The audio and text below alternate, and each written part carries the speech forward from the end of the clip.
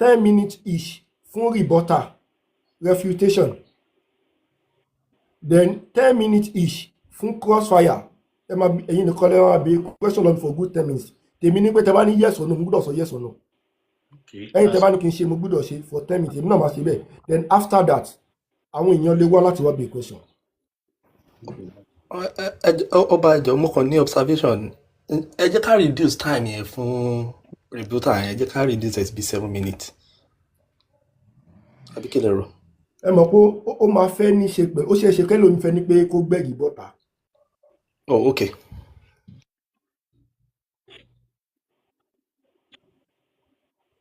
And again, our evidence can come from anywhere, right? Any substantiable source. Okay, that's fine. Ó yá Aṣàbí, tẹ bá ti fẹ́ ní kó set time ẹ kó sọ fún Mr. Ademola kó bá yín set. Okay, let's say time.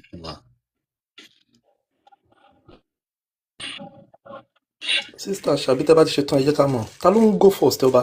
Ṣẹ́yìn àbáwọn? We are process time. 15 minutes, right? Yes, sir.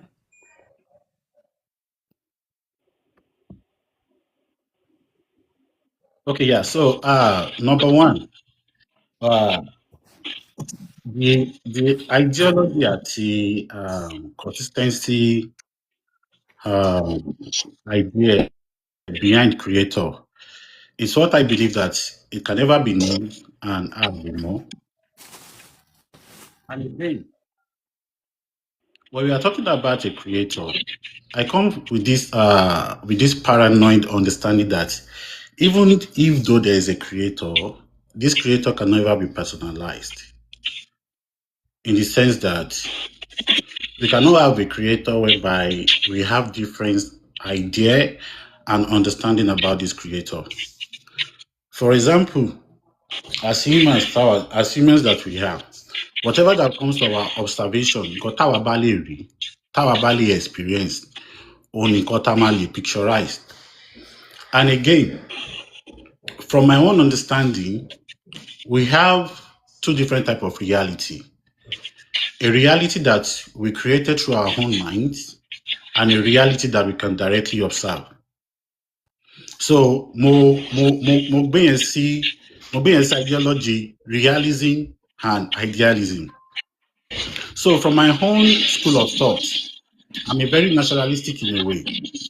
I believe in, not that I believe, I understand that everything that comes into our own experience, our own personal experience, we directly come from what we can physically observe. But over time, like science are actually come into place that it is possible that this thing that we can physically observe can be measured and can come to a total conclusion of this is what and what it is. But on the aspect of philosophy and theology, that believe, that's all the school of mind of belief. This is a different type of reality that comes under ideology that is assumed, that is based on assumption of human mind. And under the assumption of human mind, this is where the ideas of belief come into it that actually talks about a creator. In the normal sense, if you tell me that, look around you, look at everything that is around you, this thing cannot just come into place. And that is the ideology of cause and effect. There is something, this thing cannot just exist without somebody creating it. Without an idea that yes, there must be a creator. And again, even to our own common or recent understanding, this particular planet, this particular cosmological planet, ìkọ̀kọ̀ wà tó yẹ pé mo understand ni wípé tá bá mú èso tá bá tì sínú ilẹ̀ ó máa germinate, but whatever that is causing all those germination we don't know particularly, but at least to a point of time we were able to like give particular explanation to all these things. And again, there's a different conclusion that actually says that there have been some generation over time, àwọn generation kan ti wà, àwọn èèyàn kan ti wà ní time kan tó jẹ́ wípé the only answer táwọn ní ni wípé all these answers is coming from a place of idealism. For example, things like rainfall, things like death, things like earthquake, things like all these things that drought, famine, gbogbo àwọn kan tá à ń rí this particular generation, they believe that all these things can never be something that can be scientifically proven today. But they actually come to a conclusion that if this thing is actually aligned, àwọn kan bí eléyìí, ó máa wà aligned sí supernatural being as a point of punishment. And through the recent study on sickle cell anemia, ìyẹn mo máa fi ṣe example. At the point of time, sickle cell anemia ó jẹ́ àìsàn tó máa ń pa àwọn èèyàn àbí àwọn ọmọdé at a point of time, and people does not really have idea behind sickle cell anemia. So when a child has sickle cell anemia, or ọmọ tí wọ́n bá bí tó bá ní sickle cell anemia tó bá mọ̀ dé ní, àwọn èèyàn nígbà yẹn máa ń believe pé Ọlọ́run kan ló wà lẹ́yìn yẹn tó ń fi kíní yẹn tó fi ń jẹ àwọn èèyàn níyà. So they live in a knowledge of idealism. Idealism in the sense that they have a dualistic mind. Wọ́n ní iyèméjì wípé there is something that is behind this physical world. Only nǹkan tó wà lẹ́yìn physical world. So because of that, they use that ideology to say that there is a because there is a punishment for this thing, Ọlọ́run kan wà tó wà lẹ́yìn. So, but in the current state, in the current generation that we are right now, that is actually factually ruled by science and technology, that this is what will actually give more solution to human problems. At the point of time, we were able to analyze what sickle cell anemia is, and this thing was not even attributed to a god. And for me, I come to a conclusion that because people could not understand the current situation at a particular time, nígbà tó ti wà sẹ́yìn, àwọn èèyàn sọ wípé Ọlọ́run ló ń ṣe.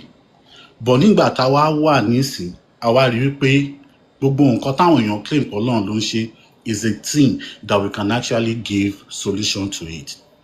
So I say that people live from the knowledge of idealism, which religious people actually subscribe to the knowledge of realism and naturalistic, which I also adopt myself.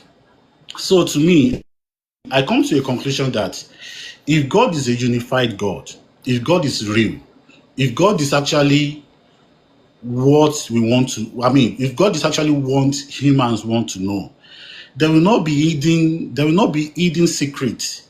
There will not be something hidden. There won't be anybody coming to tell us. Kò ní sí èèyàn tó máa sọ fún wa pé Ọlọ́run wà. Is a thing tó yẹ pé ó yẹ káwa fúnra wa mọ̀ fúnra wa ni.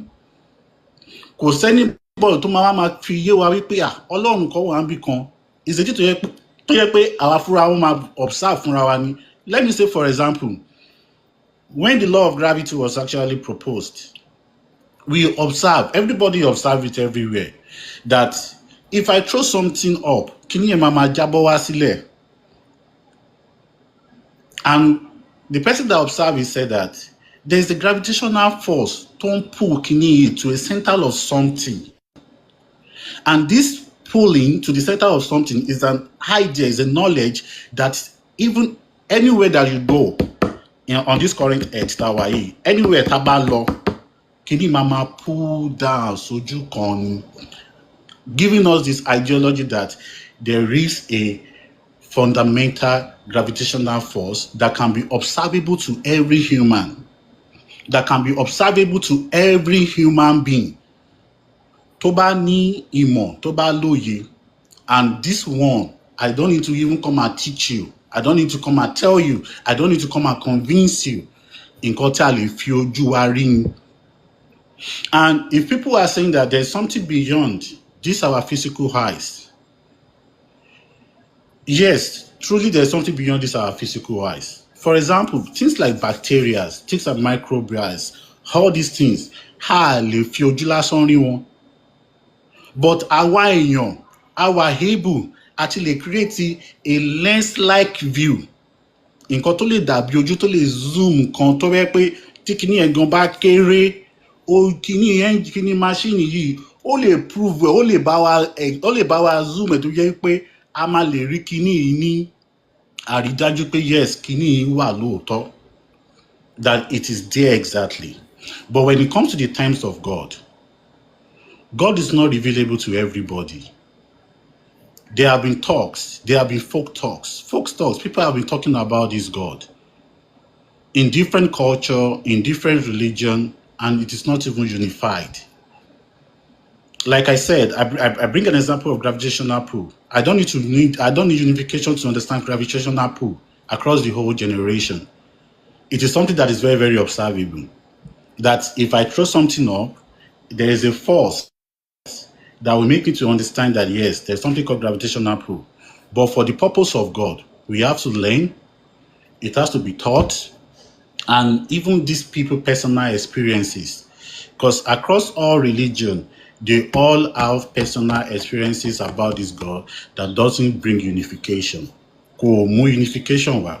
So on this conclusion of this hidden secrecy about God all powerful, personalification about this God does not prove that there is a God that actually exists somewhere. But we come to a realization that existence is really there. But the fundamental point of this existence can never be known, and it can never be known, and it can never even point that it is a supernatural being that actually come against, that actually brought this reality into being. So for me, I come to this conclusion that because there is no unification, for us to have one unity understanding about this God, that this God can never exist. So, King justMe, I did not even use up to my time.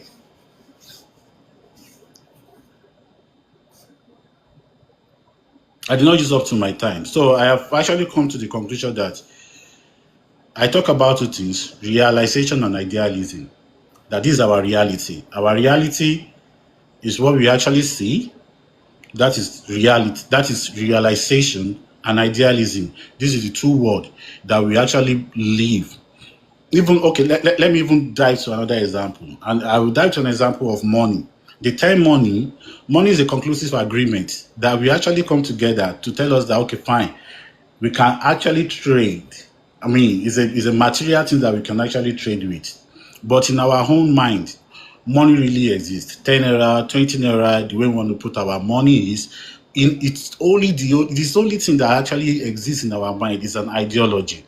So now, if every human, gbogbo àwọn èèyàn tó wà nílé ayé yìí, if they go into extinction, tí kò bá séèyàn tó wà láyé mọ́, money will become relevant. Tó bá séèyàn kankan tó wà láyé mọ́, God will become relevant. God will become irrelevant, sorry. Money will become irrelevant. Tó bá sí àwọn èèyàn tó wà láyé mọ́, Ọlọ́run, God will become irrelevant, because nobody will be there to serve God. And again, we need to understand that we are not the only life form that lives on the planet Earth. Why are animals not worshiping God? Why are fishes? Why are they not worshiping God? Even the microbials, why are they worshiping God? Or do they have a different ideology for them to actually show appraisal to this God? So in literal and normal sense and normal understanding, if anything does not come to a unification conclusion, this shows that God is only personalized in human understanding, in human mind. And when human mind actually captures it and is able to explain to you, you will sit down under that ideology and come to a conclusion that yes, it's either you believe that God exists and you keep on following this narrative of religion. And we know a whole lot of things that religion can actually cause in this world. Things like war, things like, a whole lot of crazy atrocities. Religion is also the same ideology that people push under capitalism, under things like democracy. These are just people coming together to gather up just to find one place of unification that can actually bring people together. And for example, our sister Akako actually brought a video whereby they went to worship and stuff like that with different type of people. So only one thing that unified them. And the only thing that unified them is because of what? Is because she believed that there's a God somewhere called Allah, proposed by Prophet Muhammad, that tells us the secrecy that is behind this world. And for me, to that conclusion that if God is not unified, if I can't know God without anybody telling me this God does not exist. So if you come from the point of creation, we can never know. So we only rely on just to believe, and which me I don't do. So I'm more realistic in a way. So you can go ahead, King justMe, I'm done.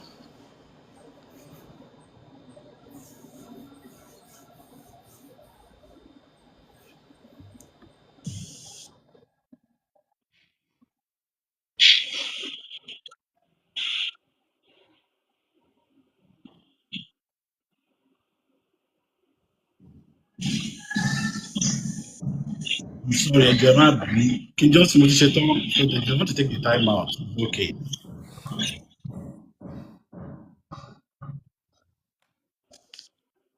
Oya, moderator.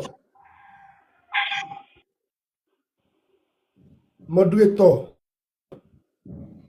ó yá now, ẹ má dọ́ọ̀lù wa. Iṣẹ́ wọ́n dẹ̀ béèrè pé ṣe wà available. Please, we are enjoying this thing. Nǹkan tó serious ló ń ṣẹlẹ̀. Please. Sáwọn moderator sílẹ̀. Naam. mi ti wà lórí A'udhu billahi minash shaitanir rajim. Bismillahir rahmanir rahim. Alhamdulillah ala ni'matul Islam wa ala tatimus salihah walhamdulillahi rabbil alamin.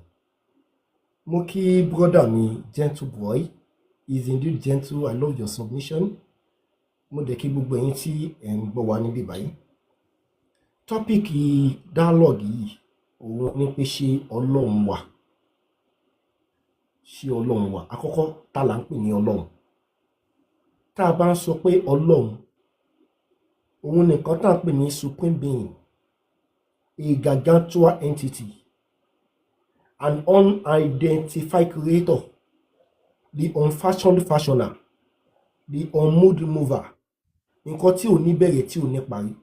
Ṣé gbogbo nǹkan tí mo sọ yìí ìgbàgbọ́ ni? Ohun tí a rí, àmọ́ nǹkan tá a rí ó jẹ́ ká mọ̀ pé kíní yẹn ń bẹ. Ọ̀pọ̀lọpọ̀ àwọn èèyàn sọ pé kò sí Ọlọ́run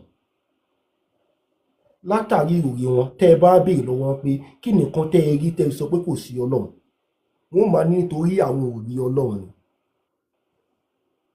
Wọ́n pe àwọn nǹkan kan ní microscopic organisms, micro or macroorganisms. Àwọn eléyìí ni àwọn ẹ̀dá kan, kòkòrò kan tí ojú ò lè rí. Àmọ́ inú atẹ́gùn tẹ́ ẹ rí tó wà ní yàrá yẹn, àìmọye àwọn kòkòrò ló ń bẹ́ẹ̀ ojú ò lè rí ni. Báwo la ṣe padà mọ̀ lénìí wípé àwọn kinní yìí bẹ́ ń tòótọ́? Nítorí pé ayé padà dàgbà dé level kan tí a wá ṣe àwọn glasses kan, àwọn lens kan, àwọn micro lens kan tí a fi ń discover pé kinní yẹn máa bẹ́ tòótọ́. Tẹ́ bá wo microscope, ẹ máa rí àwọn kòkòrò kan nínú omi, ojú lásán ò lè rí wọn.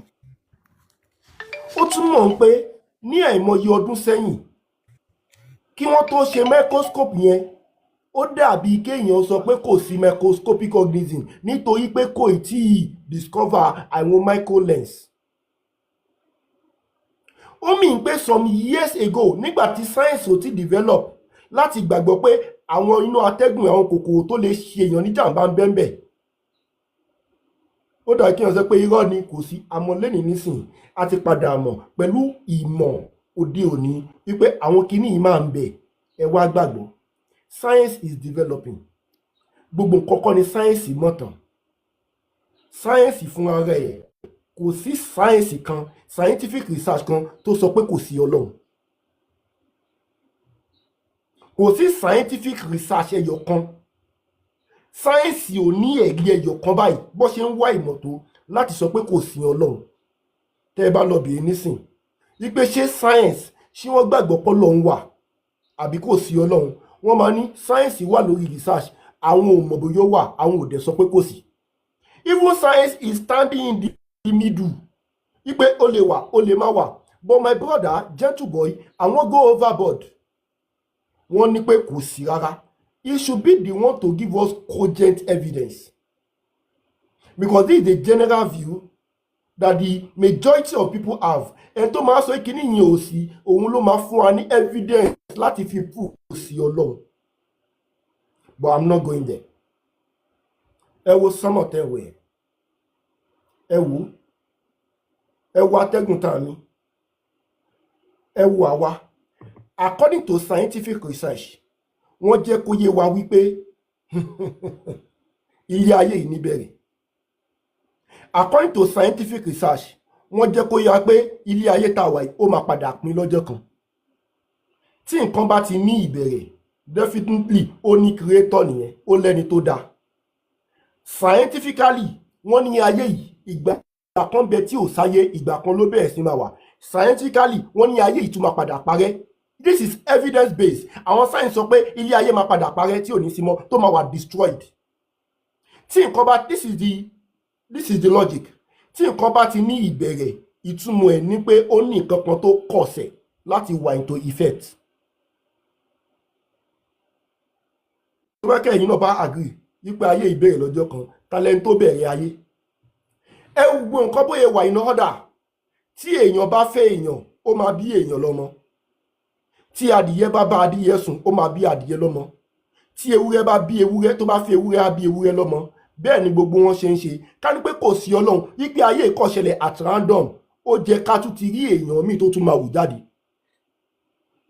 Ó jẹ́ ká ti rí èèyàn míì tó máa wù jáde. Lára àwọn logic tó máa mú wá ní evolution, wípé ewúrẹ́ àwọn ìnàkí, àwọn apes ló padà di ènìyàn látọdún yìí 300,000 years after. Kí ló tí ọ̀bọ mi ò tí di èèyàn?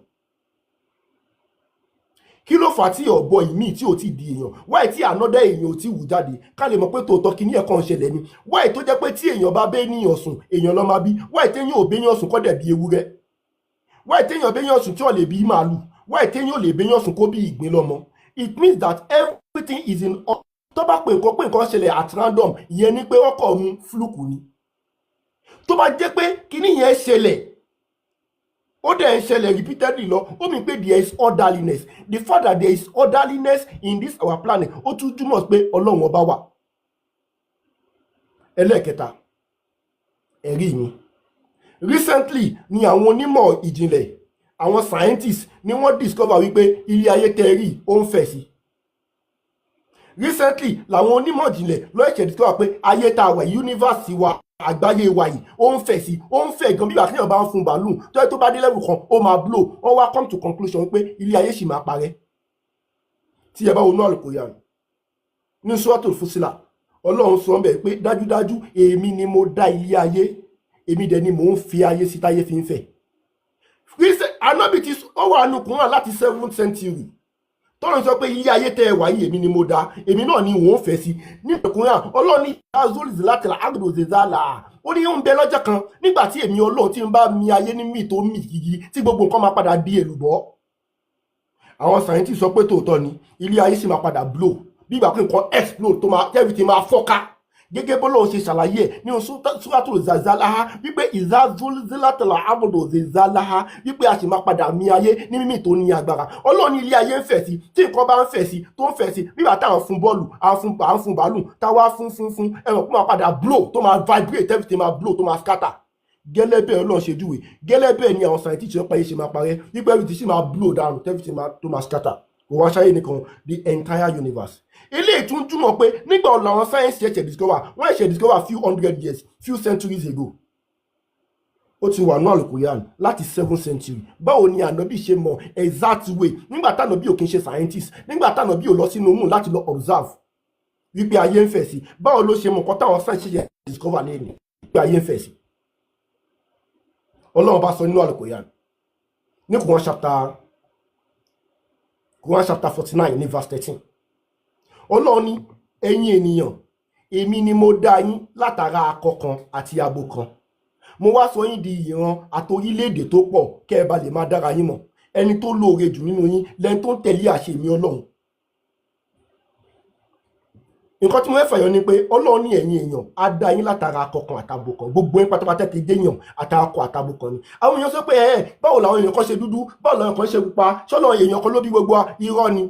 Lénìí ìmọ̀ sáyẹ́ǹsì ti débẹ̀ wípé ní tòótọ́ látara obìnrin kan ni gbogbo àwọn èèyàn wà láti jáde. ìmọ̀ sáyẹ́ǹsì ó ti débẹ̀ lénìí.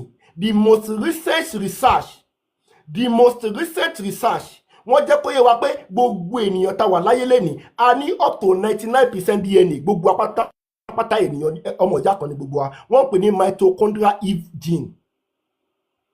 Mitochondrial Eve gene wọ́n jẹ́ kó yé wa pé obìnrin kan ló bí gbogbo wa, àti dúdú àti pupa àti funfun àti òyìnbó tó ṣàtìjẹ́ èèyàn. wọ́n ní pé ìyá kan ló bí gbogbo wa. Ọlọ́run ti sọ kalẹ̀ nínú Al-Quran láti 7th century wípé ìyá kan ló bí gbogbo wa. báwo lànà bí ṣe mọ̀? Ọlọ́run bá sọ nínú Al-Quran wípé a dá ọmọ èdè ènìyàn látara iyẹ̀pẹ̀. ọyàn ní báwo lè jẹ́ yẹ̀pẹ̀? Irọ́ ni. Ọlọ́run ní yẹ̀pẹ̀ láti dá yín lára raw material àtàlò tí ẹ bá Quran chapter 23 ní verse 12.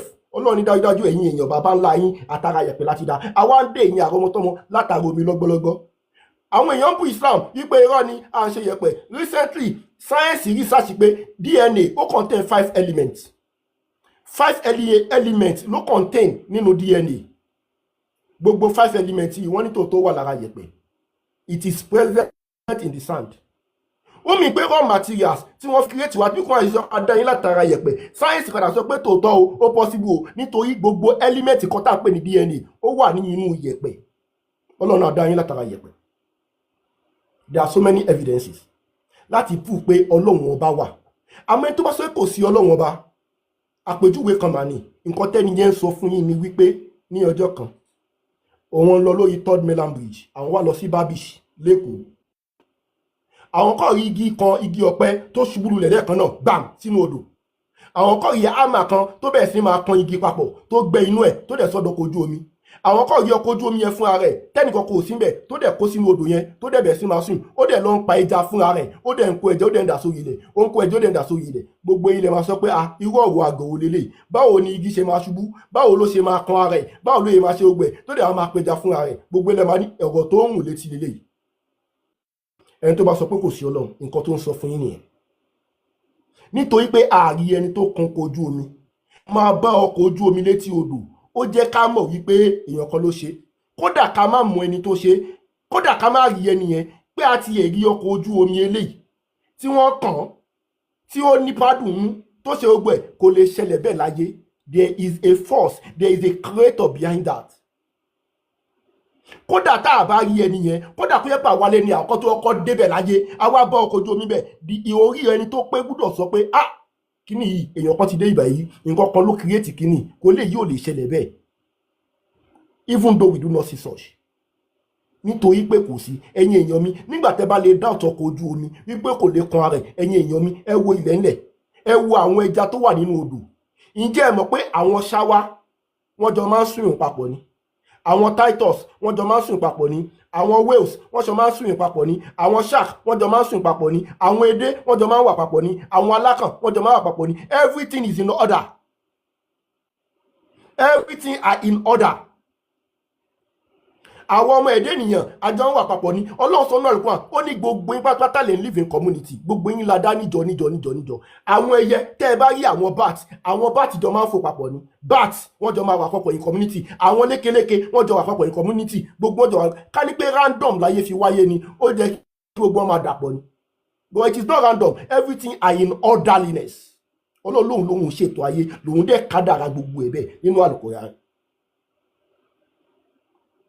so ẹni tó bá sọ pé kò sí Ọlọ́run yóò wá ṣàlàyé fún wa kí ló fà á tó fi jẹ́ wípé èèyàn mi ò tí jáde láyé ilé ayé táwọn náà lo community bíi tiwa. Ọlọ́run bá sọ́nà Al-Quran ó ní pé ẹ̀yin ọmọ ẹ̀dẹ́ ènìyàn ní Quran chapter 2 ní verse 30 ó ní mo fẹ́ dá ènìyàn sí orí ilẹ̀ mi tí wọ́n máa jọba lórí gbogbo nǹkan. Ọlọ́run ní pé àwa lòun fi jọba lórí gbogbo nǹkan. ó jẹ́ ká ti rí nǹkan míì tó jọba lójú àwa lọ.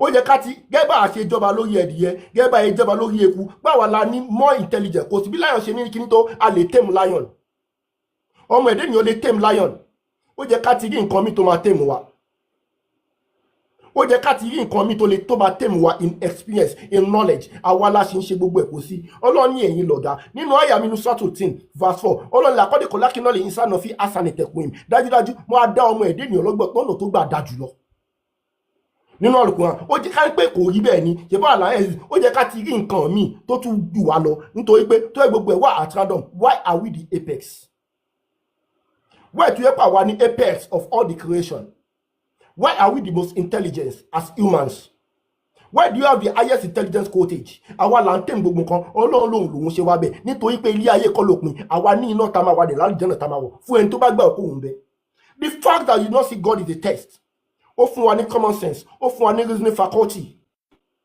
láti ọ̀pẹ ọlọ́run bá wà àwọn ẹlẹ́bọ tó ń ṣe ẹbọ àwọn fún ọmọ pọ̀ ọlọ́run bá wà wọn ò sin ọlọ́run ni wọ́n ń sin nǹkan mílẹ̀ ọlọ́run ni àmọ́ ó sọ pé ògùn yẹn kọ́ lọ ọlọ́run ọba lẹni tó dá wọn àwọn orí àmúbẹ we have the same belief in the tawhid of God ọlọ́run bá ń bẹ ìyàtọ̀ nípa àwọn òsìn ọlọ́run àwọn christian mọ̀pọ̀ ọlọ́run bá wà bó tiẹ̀ kó dàgbọ́n ọ lójú àwọn hindu mọ̀pọ̀ ọlọ́run bá wà àwọn jew mọ̀pọ̀ ọlọ́run bá wà tí gbogbo ẹ̀rí ìbá wà pọ̀ ọlọ́run bá wà different religion but they all believe that there is one God bó tiẹ̀ pé wọ́n sin nǹkan mi then ibi tí gbogbo àti papọ̀ yẹn it should be real unless tá bá rí èèyàn kan tó ní evidence cogent evidence láti prove fún wa pé kò sí ọlọ́run ọba I only give this response because inshallah máa padà bọ̀ láìpẹ́ láti wá máa kó ẹ̀rí láti debunk nǹkan tí gentle boy tí wọ́n sọ wà á kì í dáwà alhamdulillahi rabbil alamin wassalamu alaikum wa rahmatullahi wa barakatuh. Wa alaikum salam wa rahmatullahi wa barakatuh. Ẹ jọ̀ọ́ ẹ̀yin mùsùlùmí ṣé orí wa ò wú ni bí king ṣe ń sọ̀rọ̀ ẹ bá mi dá gift ìbò king ẹjọ́ nítorí tọ́lọ́run ẹ jọ̀ọ́ torí wa bá wú tá a sì nífẹ̀ẹ́ Ọlọ́run tá a nífẹ̀ẹ́ ànábì tá a nífẹ̀ẹ́ Islam ẹ ti jẹ́ kórí wa wú dáadáa ẹ dá gift ìbò king gentle boy a máa fún yín ní ìṣẹ́jú mẹ́wàá ń sìn láti fi rebuild gbogbo nǹkan tí king sọ ṣó ti yẹ yín 10 minutes yín ó máa bẹ̀rẹ̀ ń sìn sá. Okay, yeah, thank you so much. King made a claim that humans are more intelligent than every other life specification. Ẹ má bínú ẹjọ́ máa interject máa tún time in start. Ẹ jẹ́ kí ẹ lè máa code miss or ẹ jẹ́ kí Yorùbá pọ̀ nínú nǹkan tẹ́ máa sọ torí àwọn ìyá wa tó wà ní comment section àtàwọn bàbá wa ẹjọ́. Okay, ẹ má bínú. So King Justin sọ wípé àwa èèyàn la ní ọgbọ́n àti ìmọ̀ àti òye jù láàrin gbogbo nǹkan tó ń bẹ nílé ayé.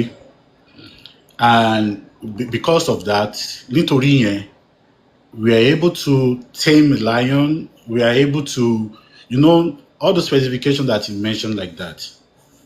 But for real, it doesn't give you cogent evidence that because you have strength, because you have knowledge-based strength, because you have knowledge and the way your own design, the way tó ṣe design wa èèyàn the way bí àwa èèyàn ṣe wà design tá ṣe lè evolve tá ṣe lè lo prefrontal cortex wa our developmental process our adaptation is way different from the adaptation of every life form that exists on this planet. That doesn't give you the sole right or claim to say you are more intelligent or you are more advanced than many other animals. Number one, a fish, don't let me go to a fish. A bird can make a nest when it wants to hatch or produce an offspring. Who taught the bird how to do that? That is a form of intelligence. Ìmọ̀ intelligence fún àwọn ẹyẹ láti lè gbèrú nǹkan bẹ́ẹ̀ yẹn kalẹ̀ just for their own survival and to also increase their own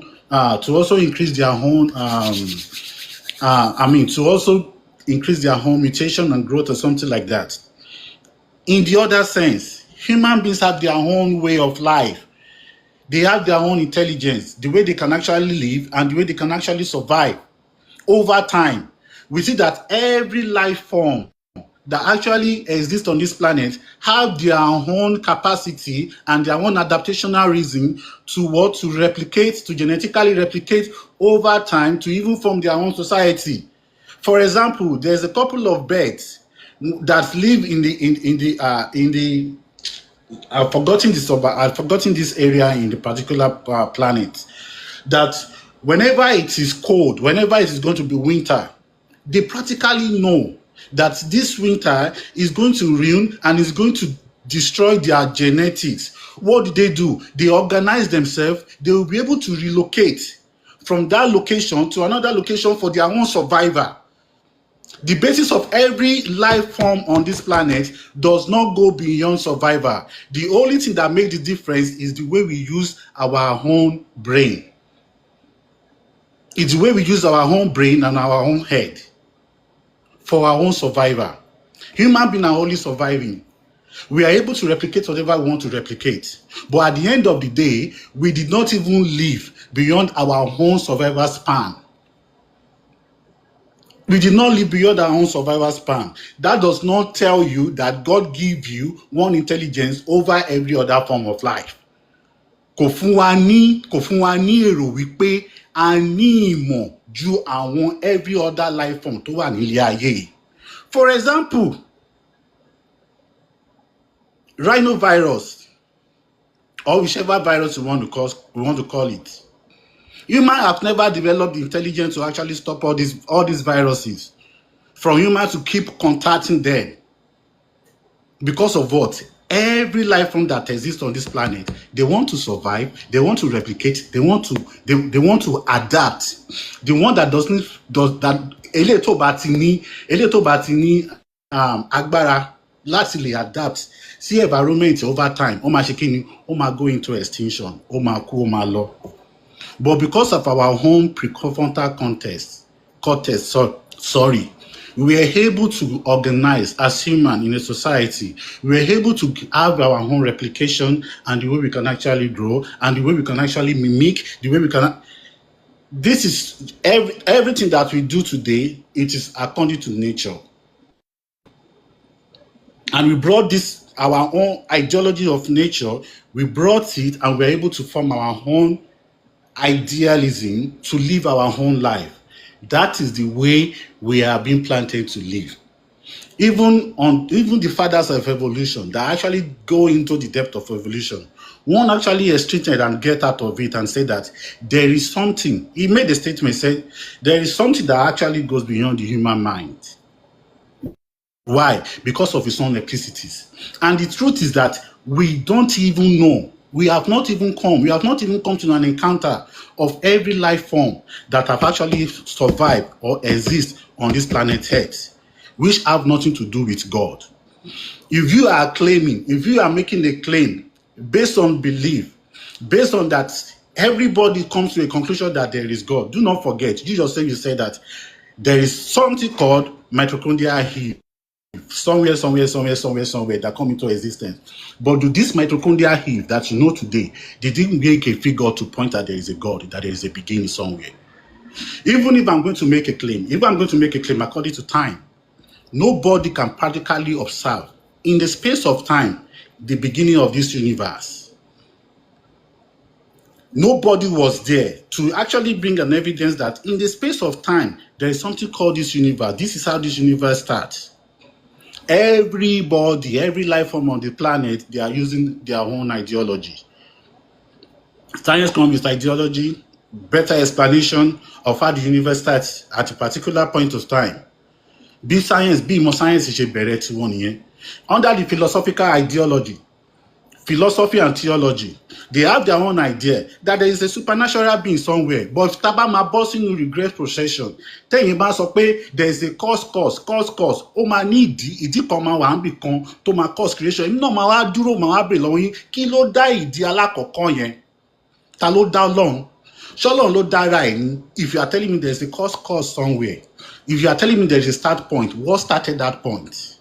We go into regression and start saying that kilo cause. Even you yourself, you cannot come to a conclusion that the Christian God do not even align with your own God, but they have an idea that there is a God. At what what point of time did this creation become so personalized?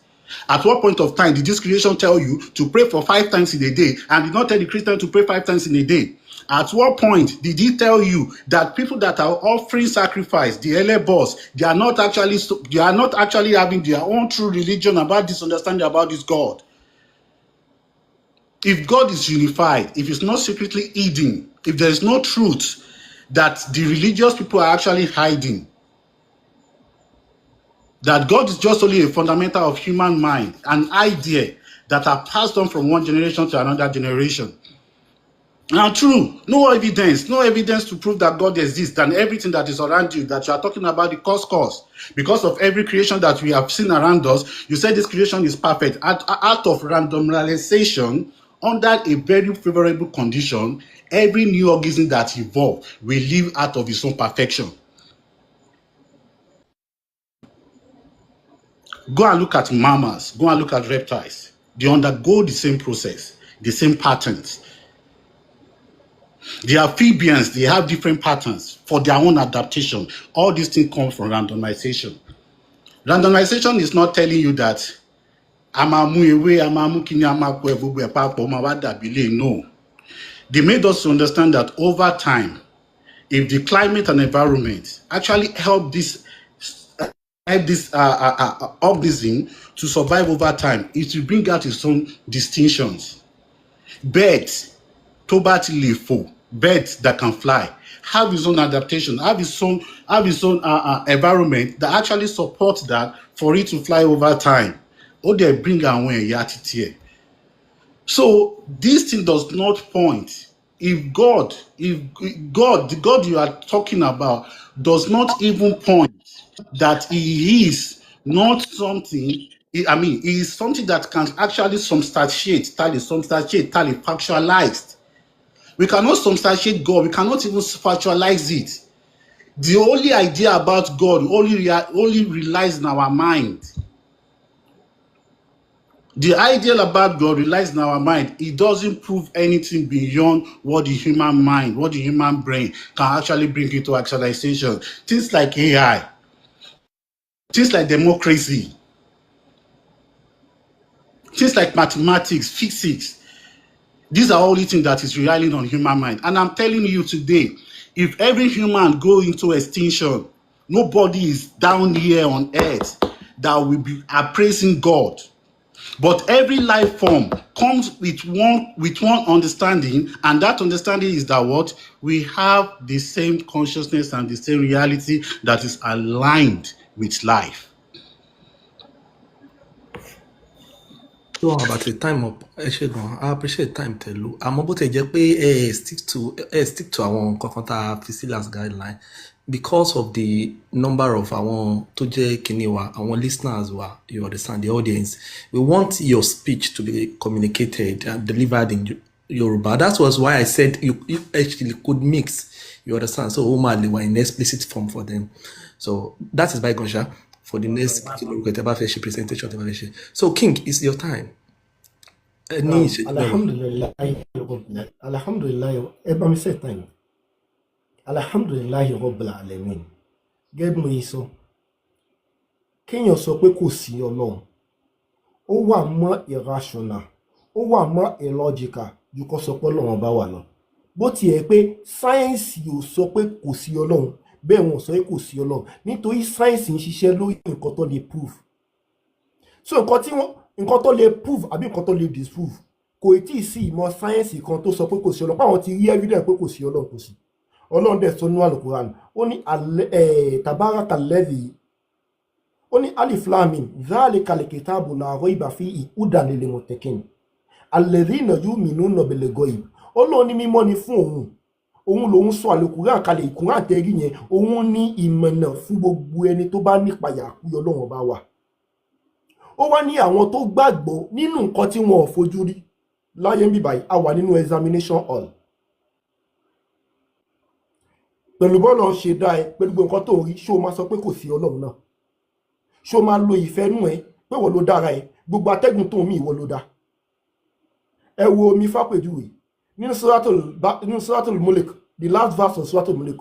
Ọlọ́run ní omi tí n bá ní pé kí omi tó wà ní ayé tí gbogbo ẹ̀ bá gbẹ ṣé ẹ̀yin èèyàn lè ṣe omi míì fúnra yín títí di èní àwọn scientist ò tí ní nǹkan tó máa fi ṣe omi pé tí gbogbo omi tó wà láyé bá gbẹ tán kọ́lọ́n bá palẹ̀ gbogbo ẹ̀ ṣé ẹ̀yin èèyàn ṣe ti ní wáìsì tó pẹ̀lú bẹ́ẹ̀ iṣẹ́ kò sọ́lọ́ ṣé ẹ ti lè dá omi ṣe ordinary water tí ò bá sí omi gbogbo yín máa kú ọlọ́run lèmi ni mò ń fún yín lómi tí n bá ní kó mi gbẹ Quran chapter 67 ní verse 30 ṣé ẹ ti ní àwọn kẹ́míkà tẹ fẹ́ pòpọ̀ tó máa di H2O kò tí ì sí kẹ́míkà kankan tó ẹ ṣe H2O títí dè ní ọlọ́run dẹ̀ lù gẹ́gẹ́ bí àpèjúwe pé ṣé ẹ mọ̀ pé mo wà ní omi tẹ́ ẹ mu sẹ́yìn lẹ́ṣẹ́ ni are you the one that did your water that provide sẹ́yìn lẹ́ṣẹ́ omi tẹ́ ẹ mu omi tẹ́ ẹ mu látọ̀dún èmi náà mo ń falọ̀ sókè tí mo bá ń purify ẹ̀ tí mo tún gọ̀ sílẹ̀ bí òjò sẹ́yìn lẹ́ṣẹ́ fúnra yín.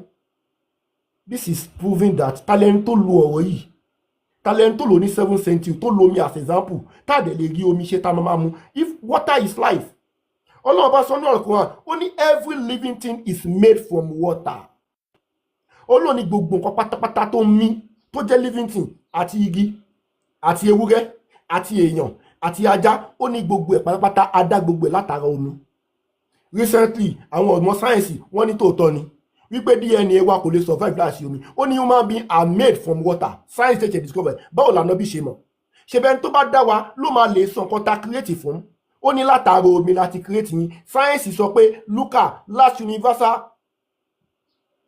surviving mammals or humans creation ó ní pé látara omi láti create ó ní Luca ò lè exist without omi ọlọ́run ní everything tó mí àti igi látara omi láìda àwọn sáyẹ́nsì ní tòótọ́ ni báwo la ànábì ṣe mọ̀ ní 7th century ànábì is not a scientist àfi kó jẹ́ pé ẹni tó dá ayé àtọ̀run ló sọ fún ànábì Muhammad sallallahu alayhi wa sallam. Mo wá sọ̀rọ̀ kan mo ní ọlọ́run sọ ní àlùkò pé àwọn ènìyàn lọ ga fún gbogbo nǹkan tó wà láyé mo wá ní with this fact ó túmọ̀ pé human are the most intelligent creation wọ́n wá ní ẹ̀yin ò proof fọlọ́run bá wà there is one thing tẹ́ máa fi hàn pé kó proof fọlọ́run bá wà tẹ́ ẹ bá rí another thing tó tún wá intelligent jù wá lọ ẹ wá sọ pé ṣebí àwọn ẹyẹ ṣebí àwọn náà ń kọ́lé gbogbo wa àti èèyàn àtẹyẹ àjọ bìgínì papọ̀ ni nígbà táwọn èèyàn bẹ̀rẹ̀ sí ní máa wà àwọn èèyàn náà kì í wọṣọ bọ́ nítorí ọmọ èdè ènìyàn wá intelligence later wọ́n create aṣọ bí àwọn ẹyẹ ṣe wà látàyè báyé lọ́sìṣẹ́ wà wọn ò tí ì dàgbà sí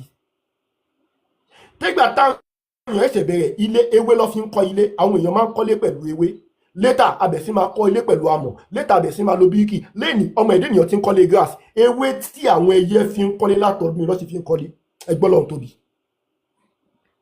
ewé tí àwọn ẹyẹ fi ń kọ́lé látọ̀dún yìí òun lọ́sì fi ń kọ́lé títí di èní àwọn ọmọ èdè ènìyàn ti advance àwa a lè wọnú odò lọ àwa a lè rìn afẹ́fẹ́ a lè bọ́ sínú space lọ́hùn àwa èèyàn a lè rìn lórí ilẹ̀ àwa ti advance gbogbo ẹ̀ lọ ọlọ́run ní ẹ̀yin èèyàn láṣẹ bẹ́ẹ̀ fún ọlọ́run dẹ̀ sọ pé ẹ wọnú space ẹ jáde lọ ẹ lọ́wọ́ nǹkan tí mo dá nínú Al-Qur'an now brother wa wọ́n make so many points time mi ò le tó wọ́n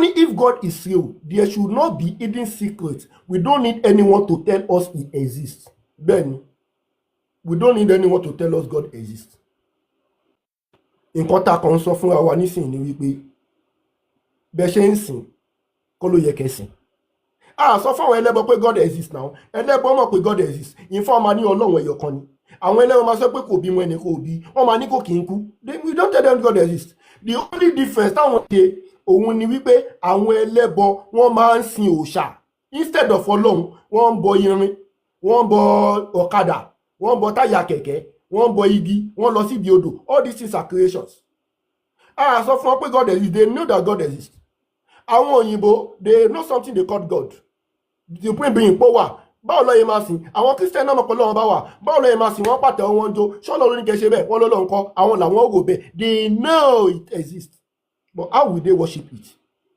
And I want to tell you Mr. Gentle Boy little knowledge of science ìmọ̀ science tó kéré make one an atheist ló máa ń kíyàn sọ pé kò sí Ọlọ́run an in-depth knowledge of science tẹ́ ẹ bá nímọ̀ dáadáa you will believe there is one creator. You mentioned wípé mo sọ pé ogun kan ló ní bẹ̀rẹ̀ tó ń pèrè tábà sọ pé lè níbẹ̀rẹ̀ ó níbẹ̀rẹ̀ eléyìí níbẹ̀rẹ̀ eléyìí níbẹ̀rẹ̀ definitely there is a creator táwa ni ìbẹ̀rẹ̀ creator because you still don't understand the concept of God.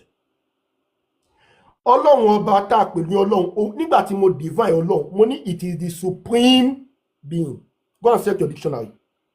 The meaning of God is supreme being, an unvisualized, unexplained but gargantuan entity. Sọ pé èèyàn ni, we never personify God. Ọlọ́run sọ náà kan, ó ní wàlámì yakun lahu kufuwan ahad, kò sí nǹkan kan tó dàbí èmi. And God existing kò ṣe pé wà nínú ayé náà. Ọlọ́run ò sí nínú ayé, òun ju ayé lọ. Kò ṣe pé wà nínú space rárá, ó ní òun establish ara òun Rabbul Arshil Azim níbi tó ju ayé lọ, nítorí ayé ẹ̀dá òun ni. Gbogbo nǹkan tó bẹ̀rẹ̀ ẹ̀dá òun, ilé ayé ò gba òun. Allahu akbar kabira. Ó ní ayé tẹ́ ẹ wà yìí, ẹ̀yin la dá fún kò gbẹ èmi Ọlọ́run. Nítorí tí èèyàn bá wà nínú ayé, á ní the oxygen. Ọlọ́run lòun ò ní the oxygen. Ọlọ́run ò kí ń jẹun, kò kí ń mu. So he has no beginning, he has no beginning, neither did he have an end. Kò dẹ̀ bá rẹ̀ bẹ́ẹ̀. Another point made, my brother, is that why are animals not worshiping God? Brother wa, gentle boy, wọ́n ní kí ló wà tó yẹ pé yàn nìkan ni àwọn lọ create fún wọn, kí ló yẹ tí àwọn ẹranko tí àwọn ò kí ń sin Ọlọ́run. My brother, tí ẹ bá ka Quran, láti ṣe pé Quran ló down every question. Tí ẹ bá wo Quran chapter 24, I would love to display that on my screen. Tí ẹ bá wo Quran chapter 24, ní verse 41, òun lẹ́ ń wò yìí. Ó ní, do you, Mr. Gentle boy, only do you not see that Allah is exalted by whomever is within the heavens?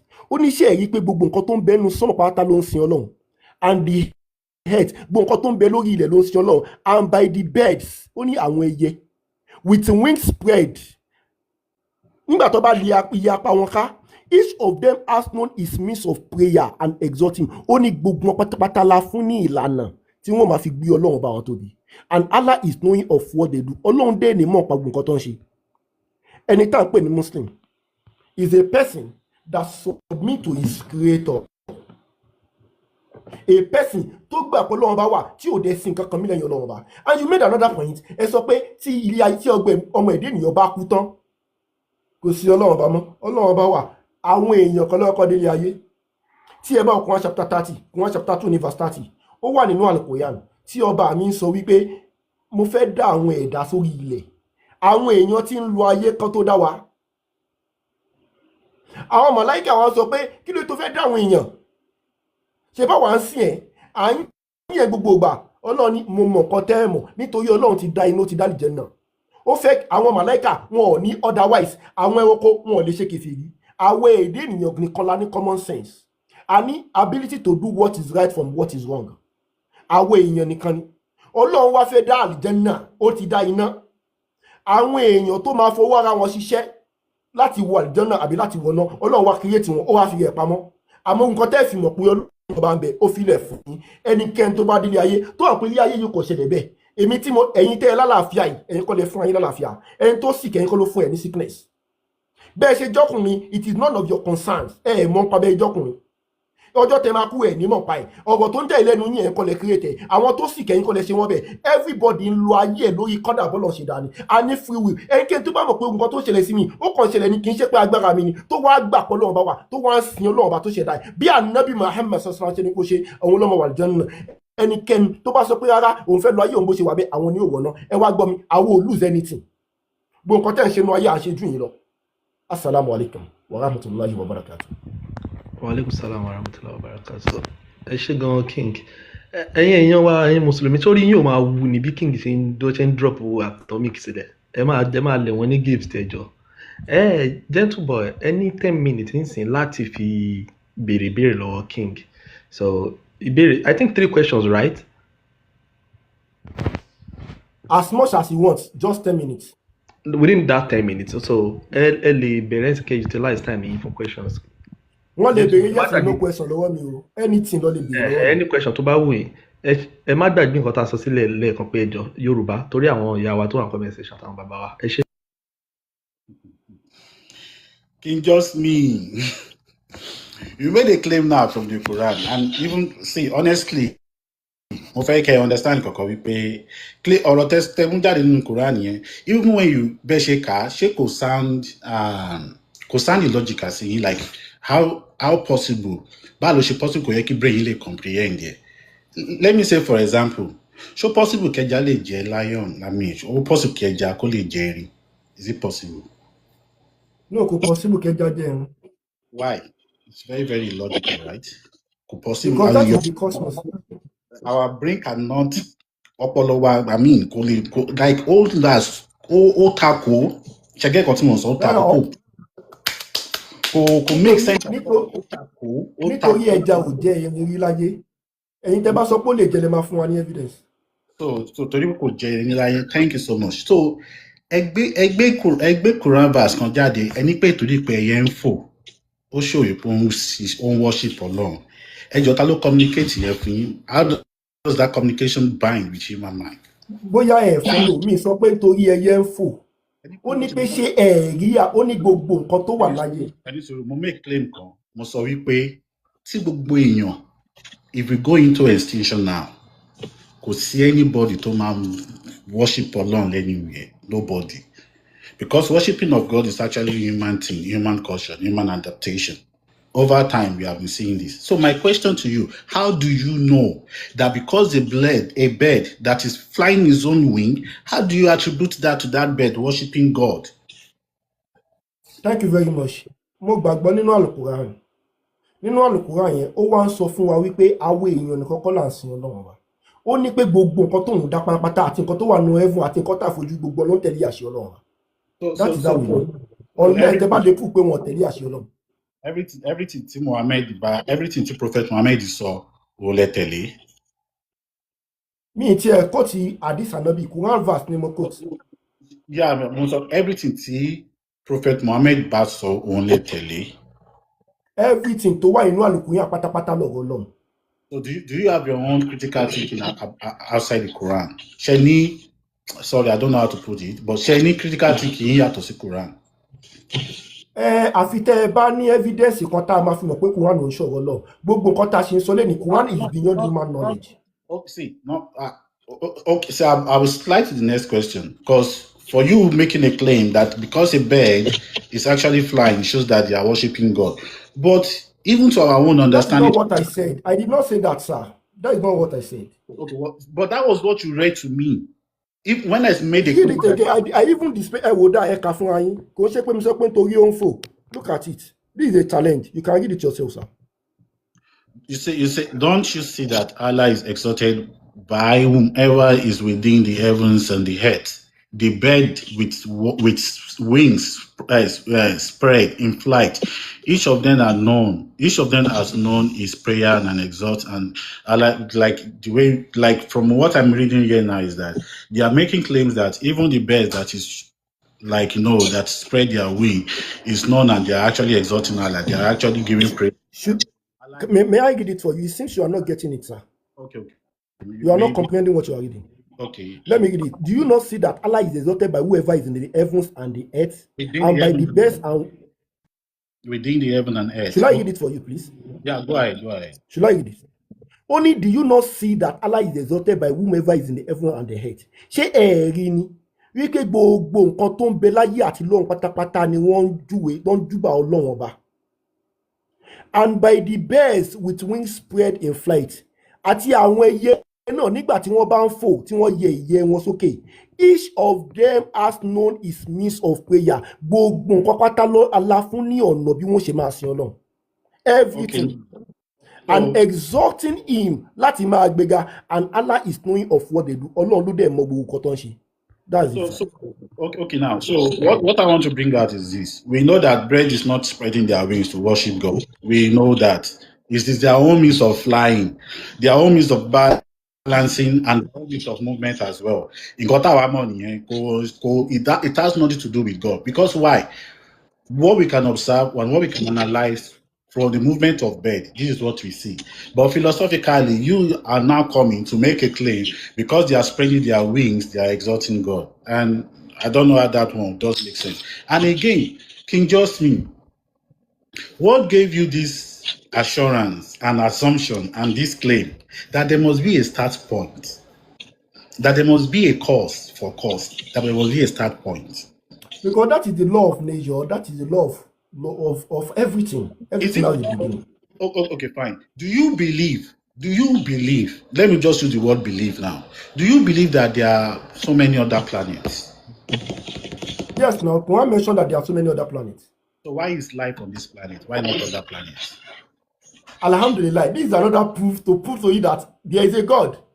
Recently, science came to discover that there are so many other planets. Quran mentioned that there are so many other planets. Oloni Saba Samawati Tibako. We create apart from our universe. Otuwani Atuwa create another 7 heavens.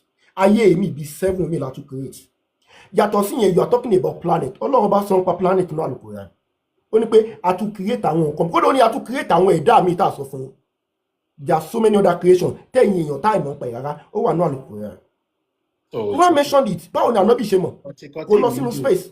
Nǹkan tèmi ń bèrè lọ́wọ́ yín ni pé why tó jẹ́ wípé bíbá ẹnìkan ló wá ní life. Nítorí bíbẹ̀ ló fẹ́ fi wá sí. Tí ẹ bá wo Quran chapter 2 ní verse 30 to 33, listen to me. Quran chapter 2 verse 30 to 31. Ó ní mo fẹ́ dá àwọn ènìyàn sí ilé ayé planet wa. Nǹkan tá a nídìí láti gbé ilé ayé ó ní gbogbo ẹ̀ ló máa pèsè fún wa. Oúnjẹ tá a máa jẹ ó ti wà níbẹ̀ ká tó dé. Atẹ́gùn tá a máa mí ó ti wà bẹ́ẹ̀ ká pé so ilé ayé yìí ló dá wa sí. Ó wà nínú Al-Quran. The question is báwo ni Quran ṣe mọ̀? No. Question ni why? Kí ni ìdí tó yẹ pé kò ṣe gbé wa sí Pluto? Nítorí pé kò fún wa ní life. Pluto síbi tá a ti lè ṣẹ̀mí, ibi tó ká ti ṣẹ̀mí lélẹ̀, gbogbo nǹkan tá a ní láti ṣẹ̀mí ó fi síbẹ̀. So why did Pluto ṣe exist? For his best knowledge, ó lóun tún dá àwọn nǹkan mi. Listen to me, gentle boy, ẹ gbọ́ mi. Tẹ́ ẹ bá wọnú Al-Quran, ó sọ pé mo tún create àwọn nǹkan mi tí ẹ mọ̀ pa ẹ̀. Bóyá àwọn ẹ̀dá mi wà ní Pluto tó create tí ò ṣe bíi tiwa tó fi create àmọ́. Bó sọ pé I created many other things tẹ́yìn èèyàn gbọ́ mọ́ pa ẹ̀. But ibi tó bí fìtà wa ló fi wá sí. Allahu Akbar. There is possibility of life on other planets, right? There is possibility of life in other planets. Yes, now Allah mentioned it. Okay, now if there is possibility Allah mentioned that He created so many things that He did not tell us about. Okay, sorry. If there is possibility of life in other planets, is there possibility of Muhammad in all those planets, Prophet Muhammad in all those planets? Allah mentioned in the Quran, àwọn èèyàn tá wà nínú planet yìí, ó sọ pé àwa ni the best of creation. Gbogbo nǹkan táwọn dá pátápátá. Quran Surah 13 verse 4. Ó ní wàlàkọ́dì kọ̀lákínà lè ń sáànà fi àṣàní tẹ̀kọ̀wé. Dájúdájú ẹ̀yin ènìyàn tá a fi sínú planet Earth ẹ̀yin lẹ lóore ju gbogbo nǹkan tí mo dá. Ó tún wá sọ ní Quran chapter 2, Quran chapter 51 verse 55. Ó ní wàmọ́ kàláktùlì jinn wàlẹ̀ ins ìlàlì àbùdó. Ṣé rí èní èèyàn particularly tẹ̀wánú ayé àti àwọn àlìjẹ̀nú tẹ̀wánú ayé mi dá yín torí nǹkan méjì nítorí kẹ́ ẹ lè jọ́sìn fún mi. So nǹkan tó wà ní other planet, no, there's no possibility. Àwọn èèyàn gangan ló sọ̀rọ̀ pa ẹ̀. Did that answer your question? So every other life form, it doesn't matter to God. It's only the human life. He created what he wills. Everything matters to him. My brother, let me tell you something. Ọlọ́run sọ pé ilé ayé gbogbo nǹkan tá a dá síbẹ̀ pátápátá a dá nítorí ẹ̀yin èèyàn. Ẹ̀yin èèyàn àwa dá yín torí kẹ́ lè wọnú àbí kẹ́ lọ wà Àlùjánnà.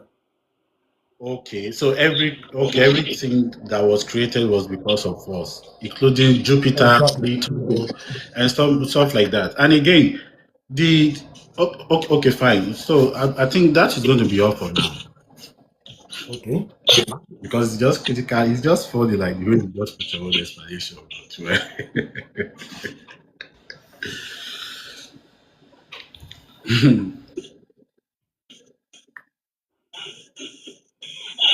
So I'm just waiting for your own. Abi, any better now? My time is up. Our moderator are doing. Okay.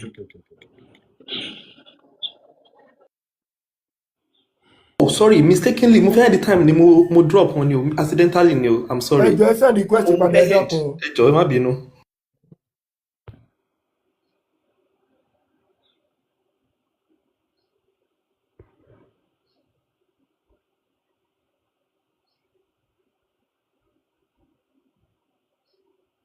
Ẹ jẹ́ bá ń gbé wọn padà o gbọ́mọ lọ. Mistake ni. Ẹ̀yin lẹ lè gbé wọn sókè ọba ó dà pé kíní ni wọn. Ẹ gbé wọn ẹ̀yin lẹ lè lọ gbé. Ẹ má bínú gentle. Ẹ má bínú ẹni tí mo kọ́kọ́ gbọ́ ẹ̀yẹ́ máa jọ ẹ bọ́ lẹ́nu sáà.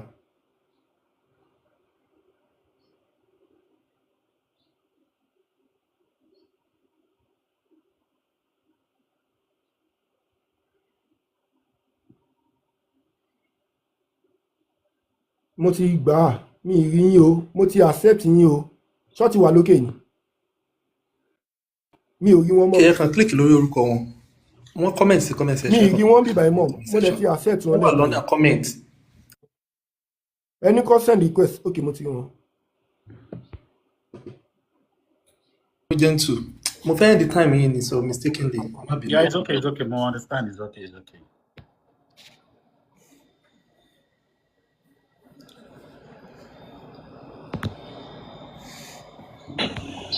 To the ring the king. Your time starts now.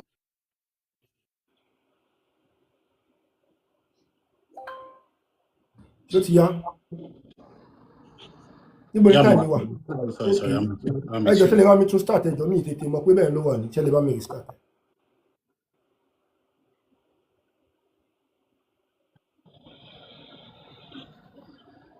Now Mr. Gentleboy. Yes. ṣé ẹ believe pé gbogbo human being wọ́n ní common ancestor? Ṣé mo believe pé gbogbo living thing common ancestor? Gbogbo living thing ṣé believe pé wọ́n ní common ancestor? Yeah, every living thing have a common ancestor. Ẹ believe pé both igi, eku, màálù, ewúrẹ́, ẹja, irin ìzọdẹ̀ gbogbo wọn pátápátá wọ́n ní common ancestor? Yeah, we all have common ancestors. What is our common ancestor? Life, consciousness. No. What is our life is not our ancestor. Yeah, I've answered you now. You gave me your answer and I answered you. You are wrong. You can search it. Okay, sorry. Do plants, do they have life? Yes. They have life. Yes. So what is our common ancestor? What is our common ancestor? I told you now, life. Yes. Life itself is our common ancestor. No, life itself, so what the living thing. So what is our common ancestor? Why? What do you want me to say? What do you want me to say? Like that is why I said that little knowledge of science will make you an atheist, and in-depth knowledge of it will make you a believer on God. According to scientific research, our common ancestors are called Luca, last universal. I'm coming. If I will complete meaning. Creation ancestor.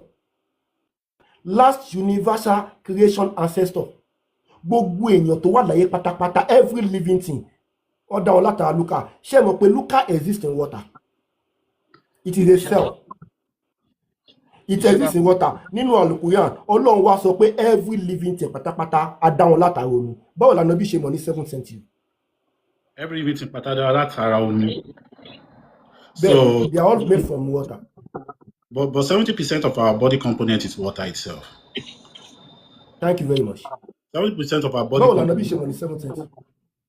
Kò ṣe àwa nìkan every live Mr. Man and ẹgbọ́n mi dáadáa àti igi àti ẹja àti màálù àti èèyàn àti eku ó ní every living thing gbogbo nǹkan tó jẹ́ living thing àti ewé they are all made from water. Báwo la Nábì ṣe mọ̀? Sallallahu alaihi wasallam. There have been pre-existing knowledge before Muhammad about the water, human being, the component of human being and stuff like that. There have been pre-existing knowledge.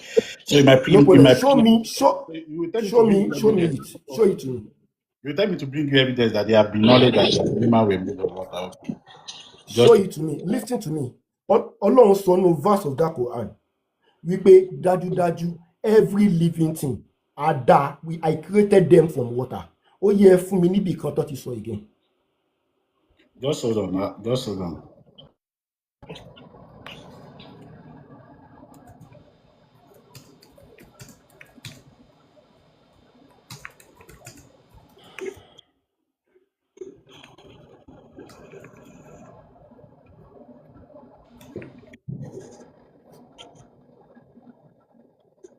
Nínú Al-Quran Ọlọ́run ló ń dá wa òun ni God ó wá ń sọ bẹ́ẹ̀ pé dájúdájú every living thing á dá látara omi. Any sorrow. So according to the ancient philosophy around 6th century BC, there have been tales of Meletius around 60 that have argued that water was a fundamental substance that come from every origin. Number one. Number two, in the ancient Egyptian and Mesopotamia, ideas connecting life and creation. Mr. Ẹjọ́ ṣé ìtẹ́ ẹ̀ka sí nítorí time ẹ mọ̀ pé time ilẹ̀ ń lò ẹ lè mú ẹyọ kan tẹ láìkì jù anyone tẹ like So, jù like ẹ̀kọ́ ancient Egyptian and Mesopotamia, ideas like there have been a whole lot. Ancient Greek biology, there have been ẹjọ ẹ gentleman ẹ mọ̀ pé wọ́n bá yín manage time yín ẹ kọ́ mú ẹyọ kan kàkẹ́ wá san Yorùbá mi fẹ́ fi nǹkan kan. So now, ancient Egyptian and Mesopotamia traditions. Wọ́n ní ìmọ̀ wípé life. Ẹ sọ ní Yorùbá ibi tẹ́ sọ pé wọ́n nímọ̀ yẹn ẹ sọ ẹ kàbóyè wà mẹ́.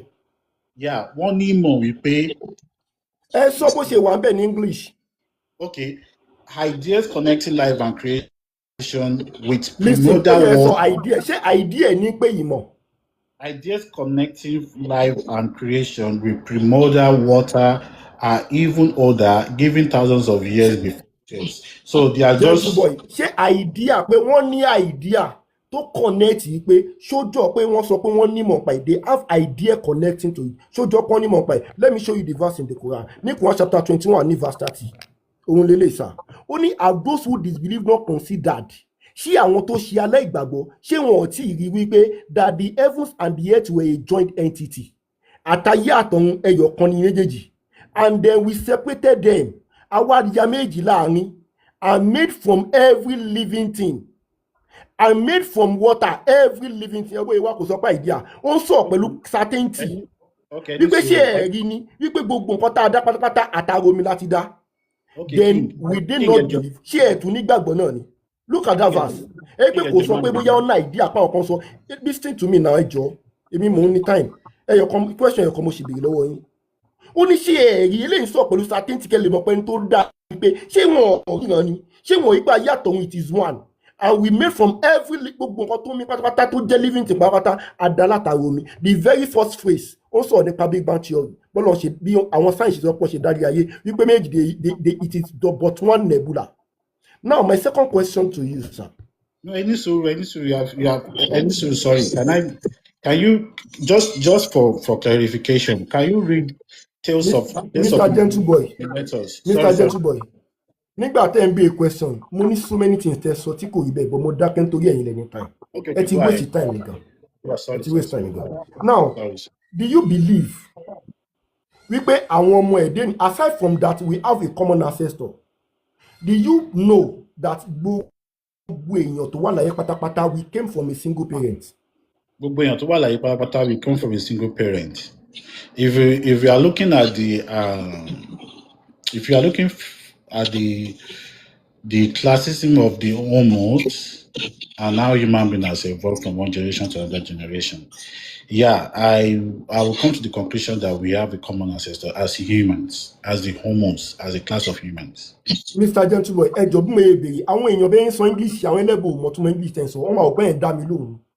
Ṣé ẹ gbàgbọ́ wípé gbogbo ènìyàn tó wà láyé pátápátá àtàrà obìnrin kan ló bí gbogbo wa àti white àti black àti green àti black gbogbo human being ṣé ẹ gbà pé obìnrin kan ló bí gbogbo wa?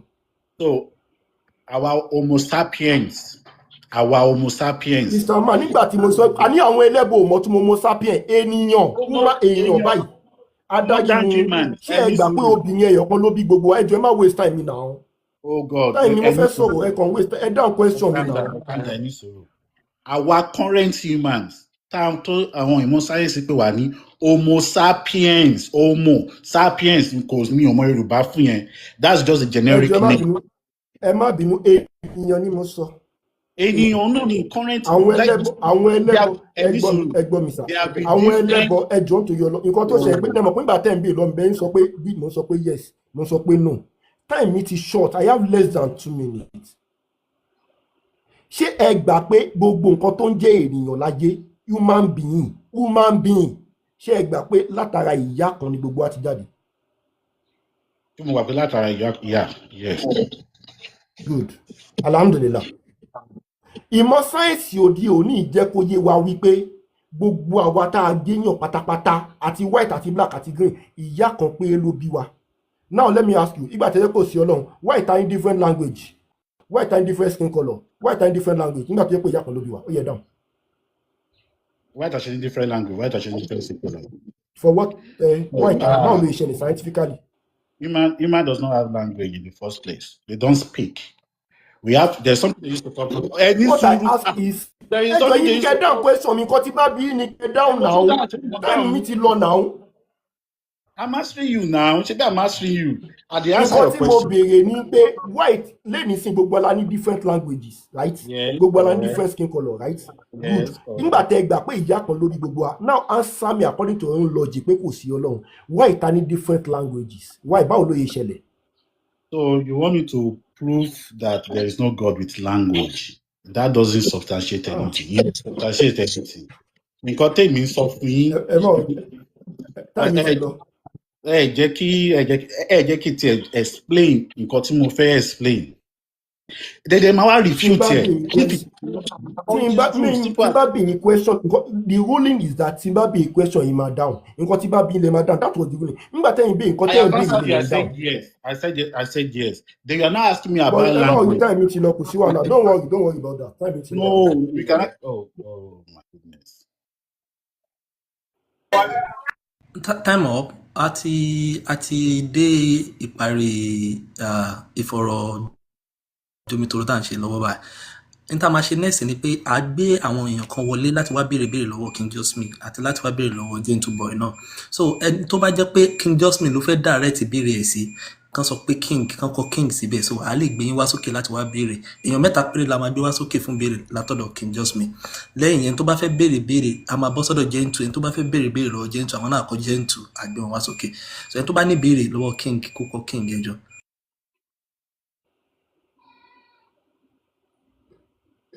Assalamu alaikum warahmatullahi wabarakatuh. Ẹ jọ̀ọ́ ṣé mo lè sọ̀rọ̀ mo ti wà lókè tẹ́lẹ̀ bọ́ mi ti sọ̀rọ̀ rárá.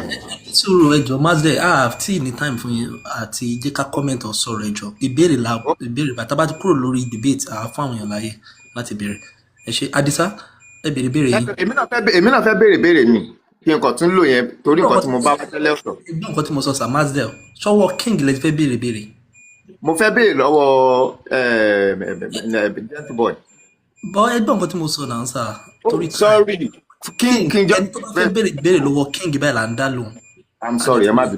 ẹ jẹ́ bá mute Adisa béèrè yìí.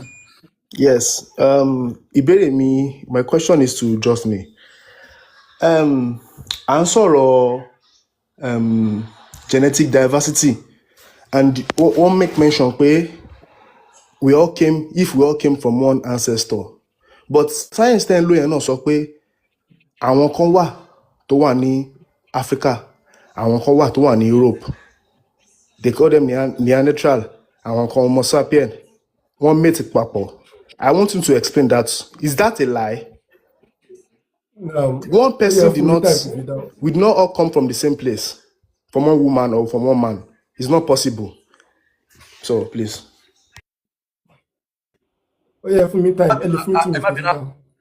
àṣẹ́tì rú lẹ́ẹ̀kan má bínú ẹjọ́ fún àǹfààní àwọn tó bá fẹ́ wá béèrè á fún yín ní ìṣẹ́jú kan láti béèrè ẹni tó bá fẹ́ dáhùn ìbéèrè á fún 2 minutes láti dáhùn ìbéèrè ẹ ṣé. now ẹ dẹ̀ máa fún ẹnì kejì mi ní 1 minute láti refute bóyá nǹkan tí mo sọ irọ́ ṣe get kó lè balance.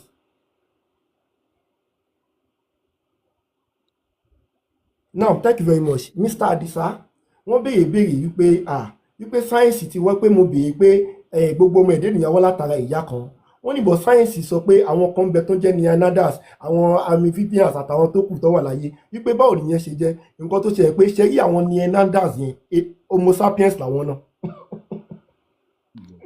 àwọn Neanderthals Homo sapiens ni wọ́n èèyàn làwọn náà they are our ancestors they are called archaic humans you understand Homo sapiens ni wọ́n and you can fact check me.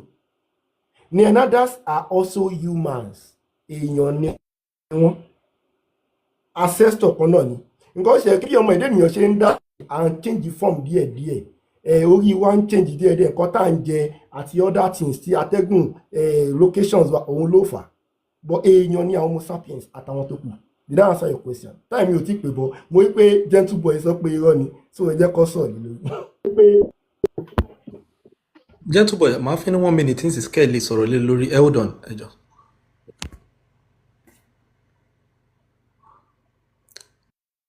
Ẹ ti mute, you are muted.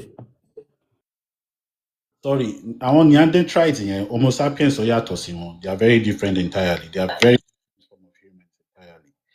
Why? How did we know? The specification that described them is different from the Homo sapiens, but there's a uniqueness in the sense that they were able to mate together over time, and like they were able to mate and they were able to have all that diversity of life. But unfortunately for us today, we are unable to actually find them because they have gone into an extinction for a very long time ago. So Homo sapiens are way, way, way different from the Neanderthals. They are very, very different. They are just another branch of Homos that is different from the Homo sapiens. You can actually fact check that. You can go online. Gentle boy, ẹ ṣe time up. Ẹ ṣe gan. Slave master, ṣé ọwọ́ king let's fẹ́ béèrè question? Yeah, ọwọ́ justMe ni mo ti fẹ́ béèrè. So Thank you. láti béèrè question yẹn. Okay, two things. Number one, mo kí wọn, they've done a good job. Àwọn méjèèjì. Mo kàn fẹ́ sọ, number one, on the fact pé Quran claimed that every living thing was created from water. Wípé òun ni the first source. That is a false. So, hell fast check here. But this is my question. Mo fẹ́ kí justMe kó proof with Google search wípé science ó support wípé that science support or ó proof or wọ́n wà in process of agree to the claim that all women are from a man and woman. That is not true. Ẹ ṣé.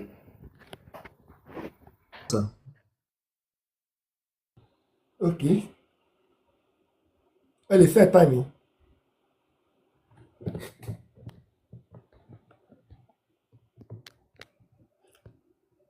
Bẹ́ẹ̀ ṣe ń wò ẹ̀yìn pé nǹkan tẹ́ni kìí ṣe ni mo ṣe. Wọ́n pè wọ́n kan ní mitochondrial Eve gene. Òun lẹ̀ ń wò lójú screen yìí. Wọ́n ní mitochondrial Eve gene is the most recent common female ancestor from whom all humans alive today descend through an unbroken maternal line. Ẹ ti rí báwọn.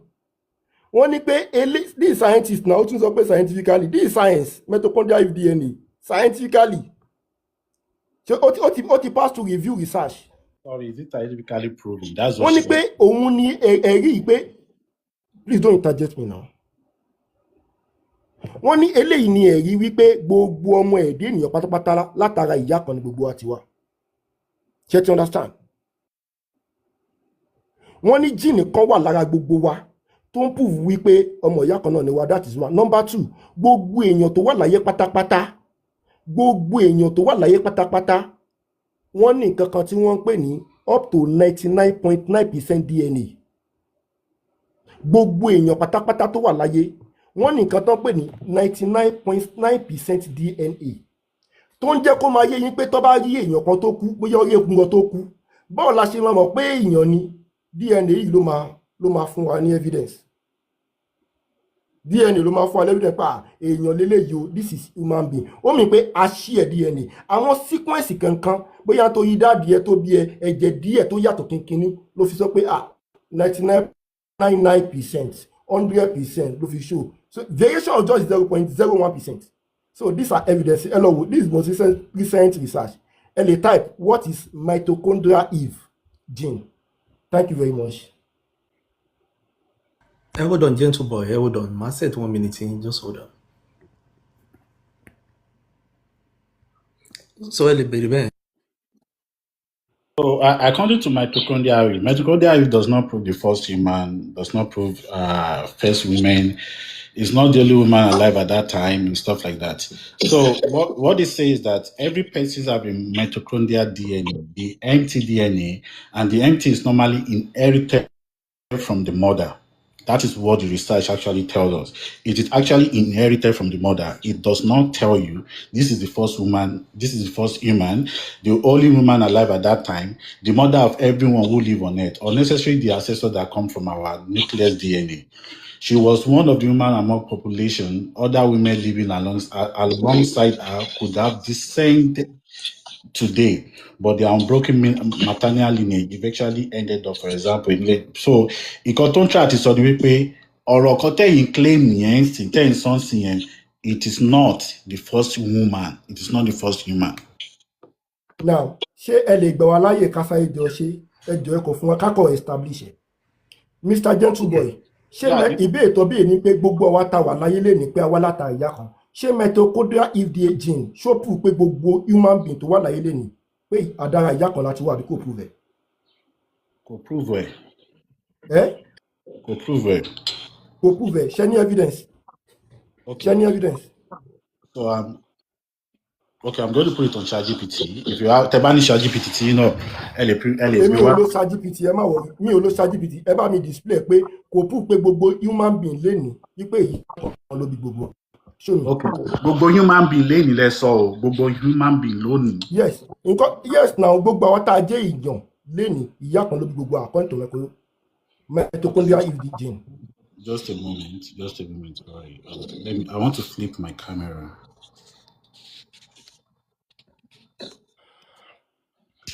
So this is according to the research. I said, It's not legible. Sorry, can you guys see it? Can you zoom in little? Shall you zoom it there? Okay, just a minute. Sorry. Egbolo to be. Question to Oh yeah, kini question to be? So I said it's mitochondrial if scientifically proven. So it says that yes, mitochondrial. Is that the question I asked you? Hold on, calm down. Question tàbí ni pé ṣé if only yes pé scientifically proven, but ìbéèrè tàbí pé ṣó prove pé gbogbo àwọn ènìyàn tá wà láyé lè ní pé ìyá kan ló bí. That is the question. Okay. Does it prove that gbogbo èèyàn pé ìyá kan ló bí gbogbo we came from one mother?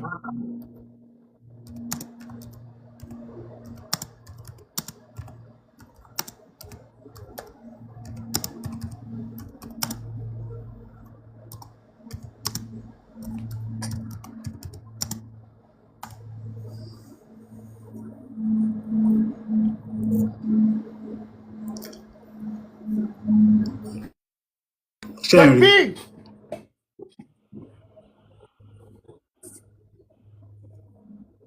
Allahu Akbar. Kí lẹ ṣe tẹ big fún? Ẹ wo kan tó sọ. Ẹni sọ̀rọ̀ ní pé yes. Ó ní pé yes, but only in one specific sense. Ẹ máa gbọ́ o. Yes, but only in one specific sense. Ẹni sọ̀rọ̀. Mitochondrial Eve provides strong scientific evidence that all living humans shared one common maternal line ancestor. Calm down, come back here now, King justMe. Meaning that if you traced everyone's mother's mother, and mother's mother backward far enough, this line converge on one woman. But hold on. But it has a but. It has a but. Hold on, it has a but. But it does not prove that all humans, Emma Go, you are just laughing. Now let me just read it out. It does not prove that all humans.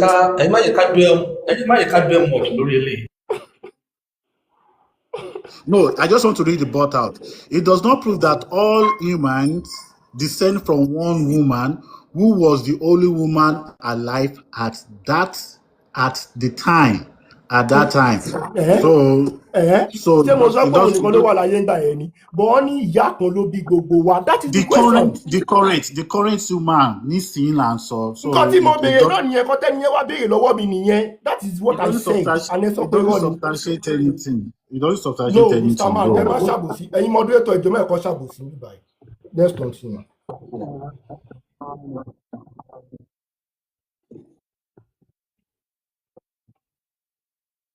We have a lineage to join gbogbo àpapọ̀. Ó yá, àwọn prophet in the last question tá máa gbà látọ̀dọ̀ àwọn tó máa béèrè bẹ́ẹ̀ lọ́wọ́ king. That's prophet. So prophet. Only question tèmi fẹ́ béèrè ní pé according to Quran sọ pé Ádámù ni ọkùnrin àkọ́kọ́, wípé Àwáwù ni obìnrin tó dá gbogbo yẹn. Báwo ni Quran ṣe mọ̀ pé Àwáwù ni ẹni yẹn? and genealogy wo ni Quran fi mọ̀ pé àwáwù ló ń jẹ́, ta ni ẹni tí tó fìdí ẹ̀ múlẹ̀ pé àwáwù ló ń jẹ́ o, níbo ló ti rí generation náà, níbo ló ti rí orúkọ yẹn.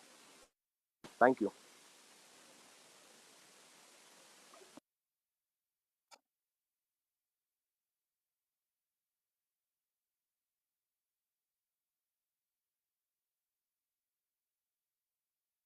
ẹ ti mute o. nǹkan tí tiẹ̀ ní pé ẹ mọ̀ pé Eve pè ní Bible, Bíbélì pè ní Eve. Bóyá Kùránì lọ kọ́pì Bible yẹn, ó rò pé tóun bá fi Eve sí, àwọn Christian máa ètè já sí pé Eve ló lọ lò ṣá. Ó wọ́n pé wọ́n wá kọ́ pẹ̀lú Lárúbáwá. Ẹ mọ̀ pé Eve tó bá kọ́ pẹ̀lú Lárúbáwá ó máa jọ àwáwù. Question yìí ò ní kankan ṣe pẹ̀lú nǹkan tá à ń discuss. Bóyá ẹ mọ̀ nǹkan tá à ń sọ pa ẹ̀. Thank you very much. Mi ò lo time yẹn tán. Ìbéèrè tó kúrò lọ́dọ̀ King justMe báyìí. Anybody tó bá ní ìbéèrè fún Gentle, ẹ kàn kọ Gentle sí comment section so a lè gbé wa. So Mazde, ẹ̀yin dẹ́ni àkọ́kọ́ since ẹ ti wà lókè already, ẹ béèrè question any 1 minute láti béèrè question lọ́wọ́ Gentle. ẹ ṣé lọ́mọ dúpẹ́ gentle boy o ṣé gan, thanks for your coming. Mo kọ́kọ́ fẹ́ sọ nǹkan kan fún ẹ pé ṣé o ti rí bí platform mùsùlùmí ṣe rí báyìí pé ó wà very tasty. Mazde, ẹjọ́ ẹ má jẹ́ ká wà disrespectful fún wọn, ẹjọ́. Okay. Go straight to the point question yìí, ẹjọ́. Okay, ẹ ṣé gan, thank you. So nǹkan tí mo fẹ́ béèrè lọ́wọ́ ẹ, according to gbogbo ohun tá à ń relate nǹkan mọ́ yìí, science kì í ṣe pé wọ́n náà mọ̀ kankan fúnra rẹ̀. Science ni wọ́n náà ń refer sí, but justMe, baba King justMe, wọ́n mú science proof wá, wọ́n dẹ̀ mú Quranic proof náà wá àti hadith proof tí ó dẹ̀ takora wọn. But you just bí ipò kan fún wa ní ọgbọ́n orí ni mo wá fẹ́ béèrè pé lọ́wọ́ ẹ pé ìwọ àtàwọn tí a máa rírú ẹ náà tó wà nínú àwọn tí ó gba Ọlọ́run gbọ́ tó dẹ̀ jẹ́ pé wọ́n wà nínú technology building.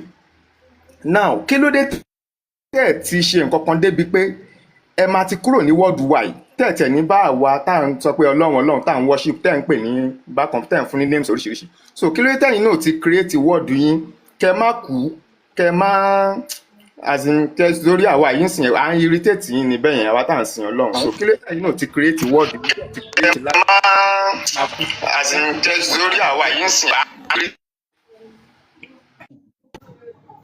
sorry, Master, you're sorry. I can refute questions. Máa fẹ́ ní 2 minutes. Anyway, see, I have not come to Máa fẹ́ ní 2 minutes. Okay, sorry. I have not come to attack to hate.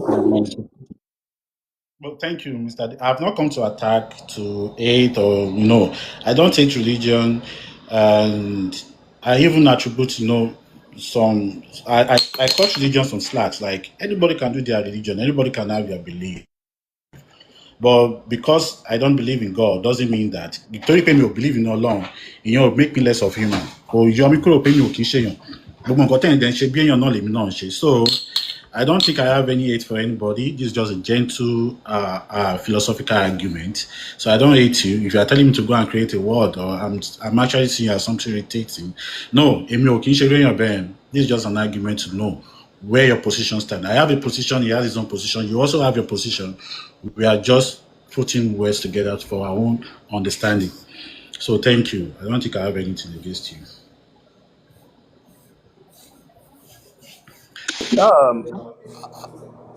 King, 1 minute.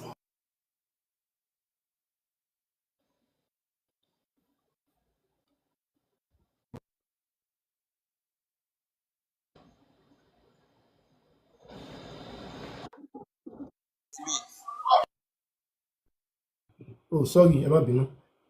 Okay, let me manage it. Thank you very much. Personally, gentle boy, I must say that I really like him, his manner of approach. He has not been insultive. In fact, tó bá dákọ̀ àná táwọn sọ pé Muhammad nítorí àwa ibẹ̀ wọ́n tún wá ní Prophet Muhammad because he want to respect us. So ẹ̀yin questioners máa fẹ́ ká fún wọn ní the same thing, ká respect wọn. Wọ́n rán kọjá mùsùlùmí ká tó respect yẹn. So far tí o bá ti tako ẹ̀sìn wa. But question ti Mr. Mazde tó béèrè is a good point.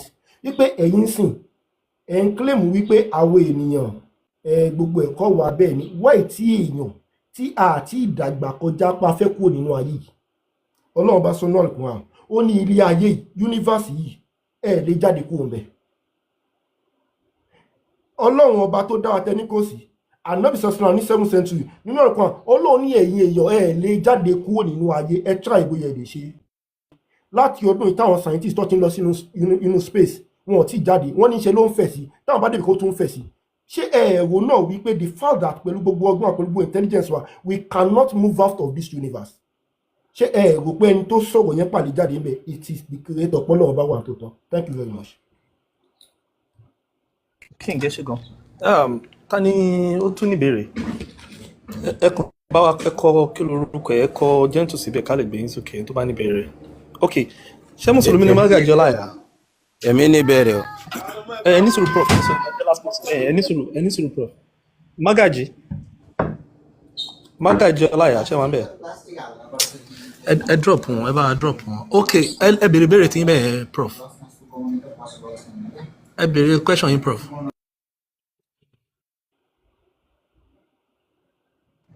Ṣé ń gbọ́ mi ẹjọ́ prof ṣé wà ń bẹ̀? Náà wọ́n gbọ́ yín. Náà ẹ set time mi náà. Béèrè question. Ṣàkùnmọ́lá ọ̀kẹ́rọ̀. Ṣé máa set time kí n tó sọ̀rọ̀ ni àbí? Okay.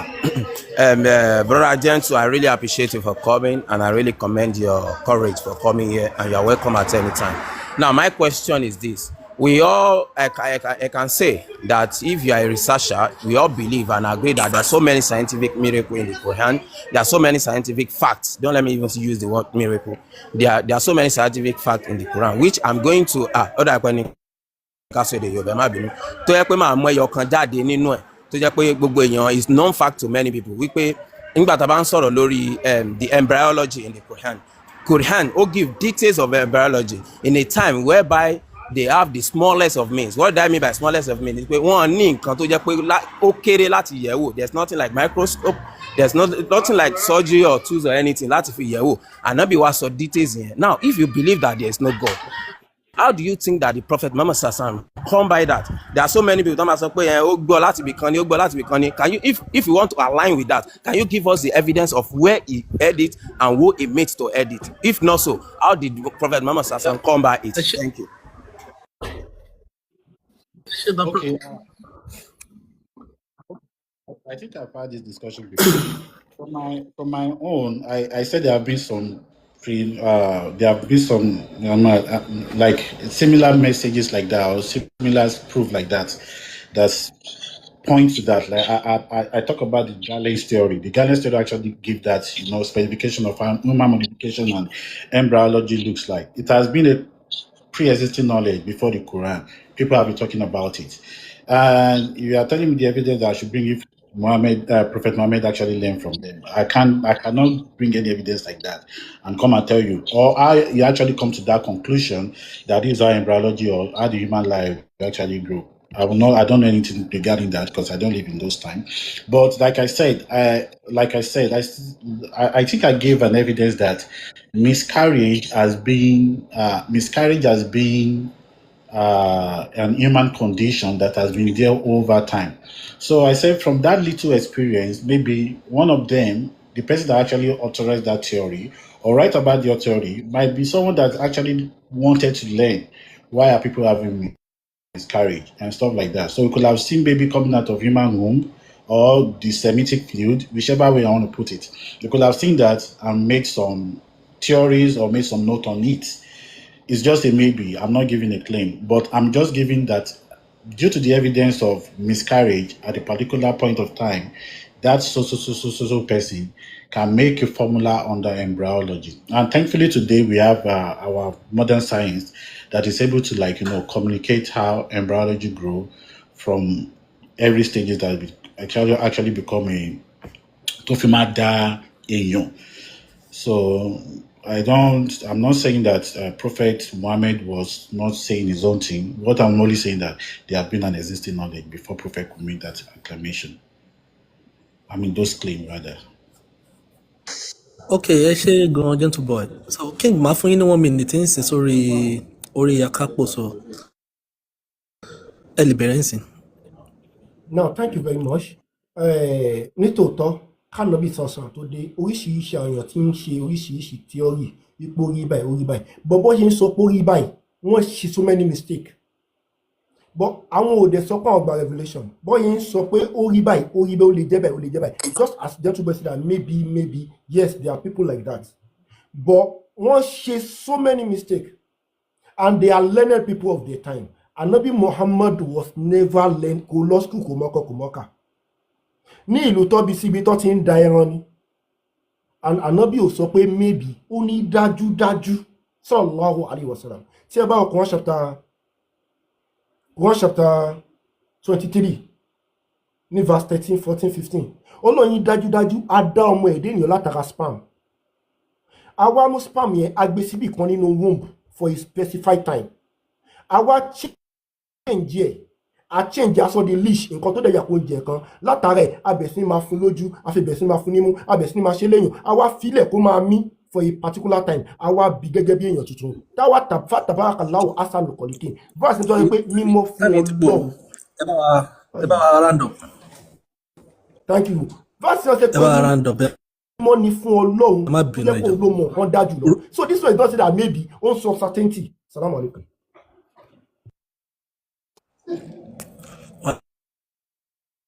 Alaikum salam.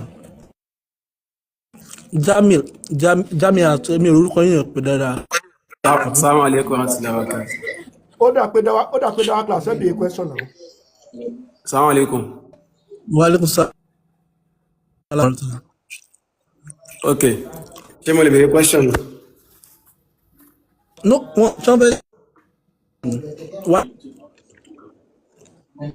ṣé fẹ́ bèèrè ni ẹ fẹ́ bèèrè question. Ben lọ́wọ́ gentle boy. So question mi lọ́wọ́ yìí pé.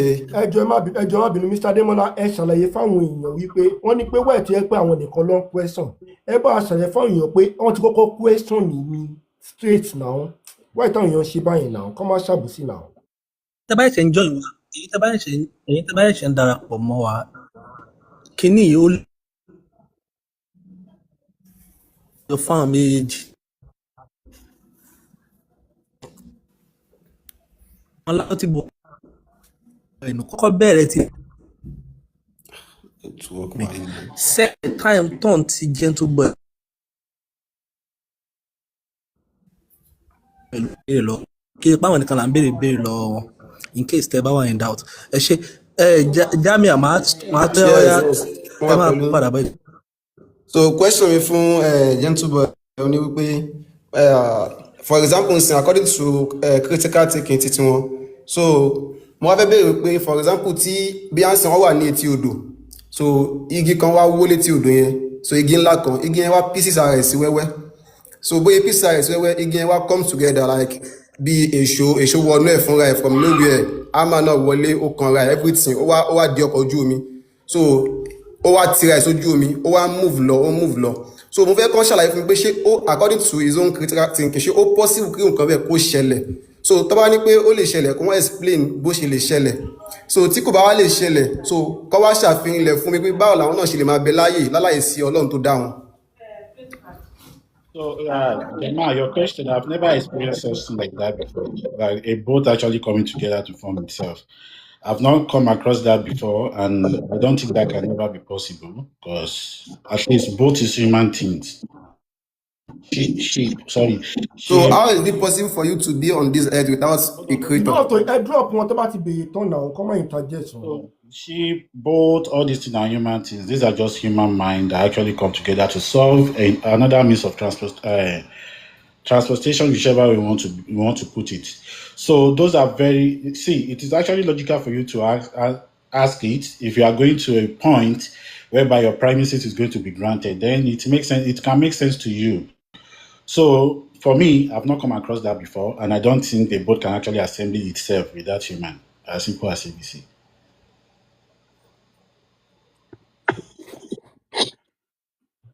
Hold on, King, I just said 1 minute. Hold on, until the time to talk.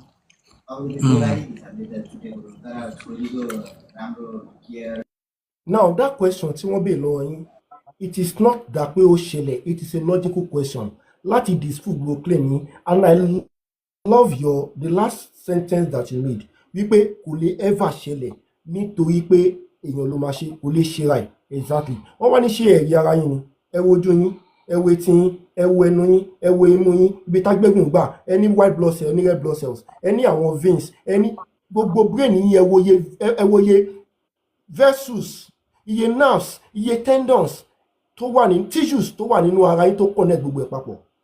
Tẹ wá sọ pé kò ṣẹlẹ̀ bẹ́ẹ̀ ni. Nígbà tí ẹ gbàgbọ́ wípé ọkọ̀ ojú omi lè create ara ẹ̀, ẹ wá wo, if you will allow me to call the human being as a machine, I will say human machine as the most expensive nǹkan tá a lè explain tó jẹ́ machine. Tí ẹ wá gbàgbọ́ pé kíní yóò wà created pé kò ṣẹlẹ̀ bẹ́ẹ̀, that is illogical. Thank you. So is that the reason why we have the short people, the dwarf, the the imbeciles? They are all human now. They've been like that. Gentle boy. Yeah, Mr. Damola, sorry.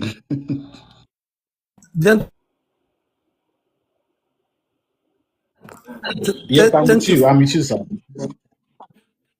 Mo fẹ́ dúpẹ́ sí ẹ fi ìwọ ọmọlúwàbí ẹ fi bá wa lò bíbá gẹ́gẹ́ bí ọmọlúwàbí táwa náà jẹ́ ìsọfún ẹ̀kọ́ mọ́ bọ̀ pé àwọn táwọn náà ní time pé ok tí kíngì tẹ̀ máa ń sọ network mi ò dáa so ẹ gbogbo tí mo sọ látàárọ̀ is it better now? Ẹ má bínú mo ní mo fẹ́ fi àsìkò yìí dúpẹ́ lọ́wọ́ gentle boy fún ìwọ ọmọlúwàbí tó ti bá wa lò bíbá gẹ́gẹ́ bí ọmọlúwàbí táwa náà jẹ́ mo fẹ́ dúpẹ́ lọ́wọ́ yín gan so àwọn tó bá wà ní àwọn tó wà ní comment section bóyá táwọn náà ti gbọ́ nǹkan kan àbí pé àti máa ń wo fídíò justme yẹn irọ́ ló máa ń pa nǹkan kan ẹ̀yin náà lórí òfin àti wá sọ́dọ̀ wa as long as tẹ́ bá fẹ́ fi ọmọlúwàbí ṣe are open to discussion debate anytime so mo fi yẹn dúpẹ́ lọ́wọ́ yín dawa class ẹ jọ̀ọ́ ṣé ní anything láti hádìmọ̀ àbí tẹ́ fẹ́ yọ kúrò. I have a question mi mọ̀ bóyá ìbéèrè ti tán. No ìbéèrè ti tán. Okay. Ìbéèrè ti tán. Ẹ má bínú. But ẹ bá ní nǹkan tẹ́ fẹ́ hádìmọ̀ tẹ́ fẹ́ sọ tẹ́ fẹ́ yọ kúrò. It's just a nice What do you say? Gentlemen, what do you say? Wọ́n náà wọ́n fi wọ́n láyè kọ́ béèrè question. Oh, okay. Ẹ ṣé. Ó yá dawa class any 1 minute. Okay. Thanks for the opportunity. Now, my question, I would like to end it within 1 minute. Now, from every sense of the world, things die. Human beings die and go back to the earth. Plants die, go back to the earth. A mountain can also die when it's being crushed or when it enters into, goes into sedimentary and turns back to dust. A river can also lose its water substance and become dry. My question here is this. If the solar system dies or the universe dies, where does it go to? If the solar system dies or the universe dies, where does it go to? That is very, very difficult to assume where the universe will go to, whereby we don't even know where the universe starts from. So, and whatever you mean by death is, I don't know, if the universe has life, if the universe is conscious of itself, even the rock you are talking about, like, what do you mean by death? Is it anything that have life that undergoes death? Or, like, I don't understand. So I want to understand what you mean by death. Mo fẹ́ understand what you mean pẹ̀lú ikú, because ikú rock yàtọ̀ sí ikú àwọn èèyàn. Ikú, I mean, I don't understand what you mean pẹ̀lú ọ̀rọ̀ tẹ̀sán pé tí universe bá kú. How does the universe want to die? It's very, very, very, very, I mean, it's actually based on assumption, and that assumption is... Dawa class, would you mind making it explicit for him? Okay, let me make it explicit. For instance, if we go on any search engine like Yahoo or ChatGPT or Cloud or any other search engine and type, can a planet die? The answer it will give it is that it is yes. A planet will die when it becomes inactive, habitable, or recognizable planet. Some planets have died when its star collides with it, or a huge stuff collides with it. The sun, this is not the only sun in the solar system. Some sun lose their activity of being a sun. Now, since the Earth, or from the use of, when we said the Earth or the universe was formed from a collision. Now, when this collision starts and everything now dies, it was a smoke, it now dies. That is using the Big Bang theory. If this theory is said to be true, that means there must be an end to this collision. The collision will now form carbon after. Now, the issue now is this. When the universe, I'm not talking about just one planet, all planets now start losing their planetary lives. The Earth stops being habitable. Mars now becomes, it doesn't revolve around the sun again. It stops, the gravity of the Earth loses its gravity. What would happen? What will happen? That is chaos. Like whatever you are saying, that is actually chaos. And coming to the ideology that even according to science specification now, they made us to understand that there are a whole lot of planets out there. There are a whole lot, that there are billions and millions of planets, that the universe is actually vast enough. I mean, it's very, very vast, and it's even unimaginable. Like we can't even imagine it. So when you talk about all these things just dying, where do they want to go to? Is the universe suspended somewhere? It is very, very, very unassumed. Like we cannot even assume it and give it a better explanation. So it's actually a crazy assumption. Everything is resolved and clear now. Allow me to react. Again, react. Let me react. Okay, again, for 1 minute, can react, man. React. Since the last question. Now, thank you very much. Tí ẹ bá wo Suratul Zalzala, Quran chapter 99, ó sọ̀rọ̀ nípa báyìí ṣe máa parẹ́. Ó ní when the earth is shaking with its final earthquake. Nígbà tí a bá mi gbogbo nǹkan tó ń bẹ́nu ilé ayé tá a mí mímì tó ní agbára. Wa akhrajat al-ardu asqalaha, and the head discharges his body. Gbogbo nǹkan tó ń bẹ́ńbẹ̀ pátápátá, everything tó fọ́nká. Ayé àmì tí gbogbo ẹ̀ di èlùbọ́. Ó ní waqala al-insanu ma laha, a man says what is wrong with it. Yawma idhin tuhaddisu akhbaraha, the day it will report its news. Ọjọ́ tí gbogbo nǹkan padà sí ipò tí wọ́n padà. So when he was asking you pé ibo ló máa padà sí, everything will go back to the creator, because there is a creator. Everything will go back to the beginning. So the question is this: does the creator live in the universe, or the creator live outside the universe? And what are the possibility of? The creator is not living in the universe. I've answered that. Hold on. I'm reacting to this. Sorry. Can you give me like 5 minutes, please?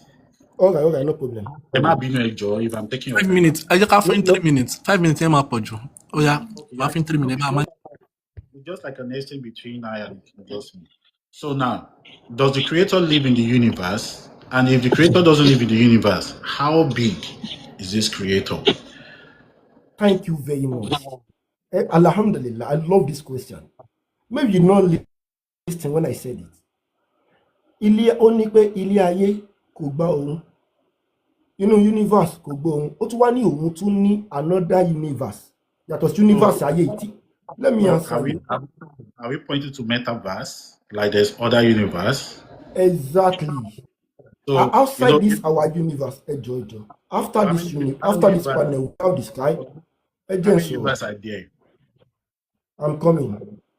After this planet, we have the sky, we have the universe. Then after universe, we have billions of galaxies, right?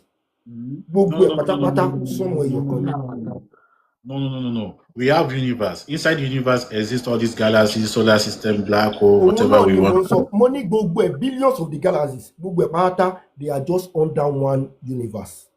Yeah. Somewhere you're coming. Ṣé nínú one universe yìí, ọmọ èdè ni ó ti lè jáde kúrò ńbẹ̀. Ó wá ń sọ wípé òun tún wá ní another 7 universe. Another 7 universe. Ṣé ẹ gbọ́ mi? Now imagine the majesty of the creator. Just imagine, no? I know you don't believe, but imagine. In fact, mo sọ ìwà nínú Quran. Ó wà nínú Quran. Now, ó wá ń sọ bẹ́ẹ̀ pé nígbà tó ń bá mi sánmọ̀ ayé university wa specifically. Ó nígbà tó ń bá mi ní mímì tó ní agbára. ṣe ti understand ó mì pé university wa in question àwọn scientists náà ti padà sọ pé pẹ̀lú bó ṣe ń fò bó ṣe ń fẹ̀ yìí Quran sọ pé ó ń fẹ̀ ó ní pẹ̀lú bó ṣe ń fẹ̀ yìí àwọn fẹ́ sọ pé ó ṣì máa padà blow nítorí fífẹ̀ yẹn ní agbára àwọn scientists wọn ló ṣì máa padà blow tẹ́fí tí máa wà destroyed irú destruction bóyá máa wà destroyed My question ó tún wá wà ní Quran.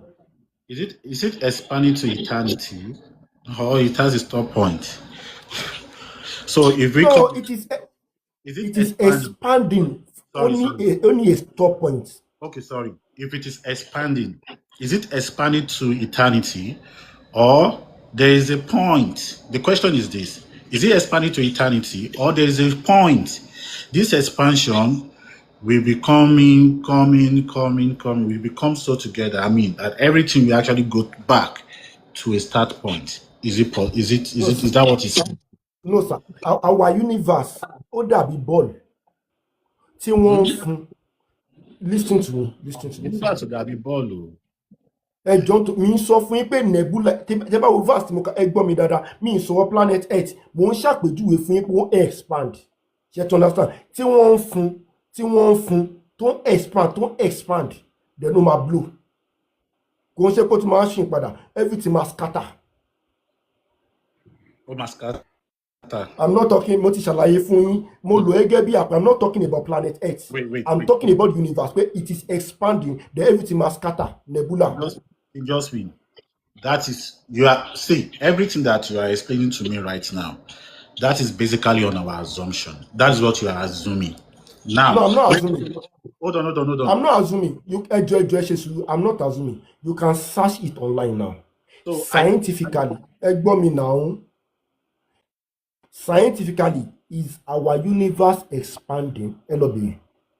No, I know. I understand the fact. See, that is where the theory of Big Bang came from. Ibeni theory of Big Bang due to the universe expansion. Now, my question is this. You said that the universe is going to expand to a point. Is going to what? Is going to scatter. Abi? Exactly. So now, if the universe expand and scatter, is it going to form another thing entirely? Or where is it going to? Where is that? Where is that? Everything, Ọlọ́run ló ti tán for this ó ti tán fún nítorí àwa tá a wà ń bẹ̀ tá à ń ṣe everything bẹ́ẹ̀ ló fi create then ó ti tán fún then we will be resurrected kò ń ṣe dégbà mi dáadáa we will be resurrected kò ń ṣe ilé ayé yìí the verse mention pé ìwé tá a ti máa gbé nídìí táwọn ọmọ náà máa ti wọ́n náà kì í ṣe ilé ayé ìwé táwọn ọmọ àlùjọ náà ti máa àlùjọ náà kì í ṣe ilé ayé. So okay, fine. I don't think I have to argue that. Thank you, gentleman. Alhamdulillah. King, any other question? I think Assalamu alaikum warahmatullahi wabarakatuh. Thank you for your time. Brother Ademola. Èmi náà fẹ́ kí brother Gentleboy for his respectful manner, like gbà tí wọ́n dárúkọ prophet lẹ́ẹ̀kan, we respect because we held him in our high esteem. So tẹ́ bá dárúkọ prophet wa tẹ́ wà respectful. So this is also like a lesson. Sí àwọn tó ń wò wá náà, àwọn non-Muslim. We can have a peaceful debate, this peaceful talk. At the end of the day, people will have their own, what's it called? Wọ́n máa ní point títí wọ́n tó máa mú lọ. Nǹkan kó máa ṣiṣẹ́ fún àwọn èèyàn. So please, let's be respectful and mindful. A ní láti ṣe pé kò ń ṣe pé a máa wá sọ́dìjà. Nǹkan tá à ń sọ fún ọmọ onísíkìlà yẹn nìyẹn. So ẹjọ́ fún 30 seconds mo fẹ́ ẹjọ́ má bínú mo fẹ́ really appreciate Gentleboy because kind mo ní owó tí mo lè fún yín ni mo ti ná owó mi tán lẹ́nu and you have appreciated you understand reason tí mo sọ bẹ́ẹ̀ ni wípé I love knowledge so much you understand I love knowledge and I appreciate people of knowledge àwọn èèyàn mọ̀ tí bá mọ̀ téèyàn bá kọ́ mi ní nǹkan tí mi mọ̀ tó bá jẹ́ kó yé mi kó fi ẹ̀rí ẹ̀ mi sí then mo máa ń fún olówó amẹ́ni Christian tí mo ti fún lówó online. To understand bí mo yẹ ní kápá mọ̀ one thing I want to appreciate is that the other time mo sọ̀rọ̀ méjì papọ̀ mo sọ pé Neanderthals are homo sapiens mo wá ní they are humans but you corrected me that no they are not homo sapiens but they are humans ṣebí now. Yeah. Ṣebí now so I want to say thank you they are not homo sapiens but they are humans thank you. You're welcome. So I think akápò ẹ lè sọ̀rọ̀, akápò ẹ má bínú, ẹ lè sọ̀rọ̀ yín.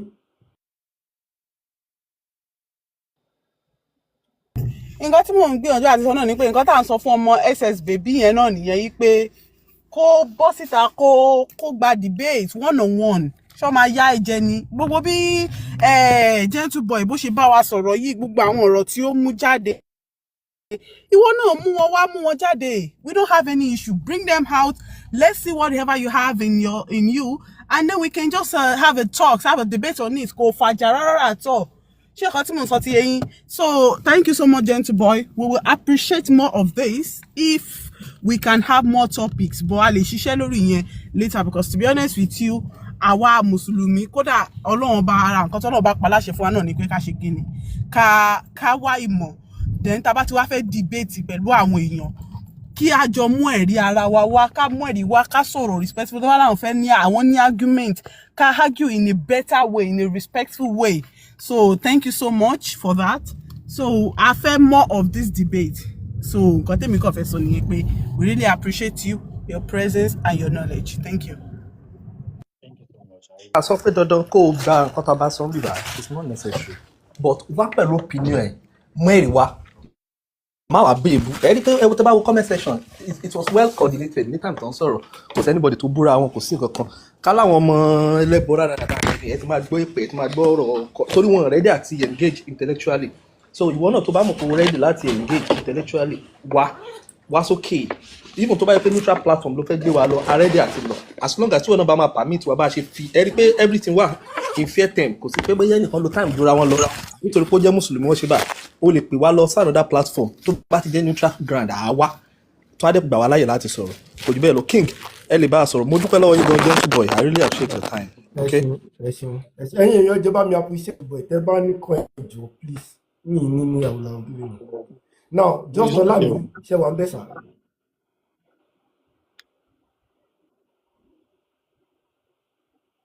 just ọlá mi àwọn ti bọ́lẹ̀ nǹkan tó wà ń bẹ̀ ni pé me I want to pray o àsìkò wípé pé nàìjíríà o ẹjọ má bínú kitchener ẹ dm mi o ẹni kí n há dín sí gúrùpù lọ́jọ́ yẹn mo wá yín mi orí ẹ̀yìn àti broda Kodomain so torí pé mo ní contact broda Kodomain mo ti already had wọn but ẹ̀yin mo wá yín mo fẹ́ há dín mo search fún orúkọ yín gan mi ò rí so ẹjọ ẹ dm mi kitchener.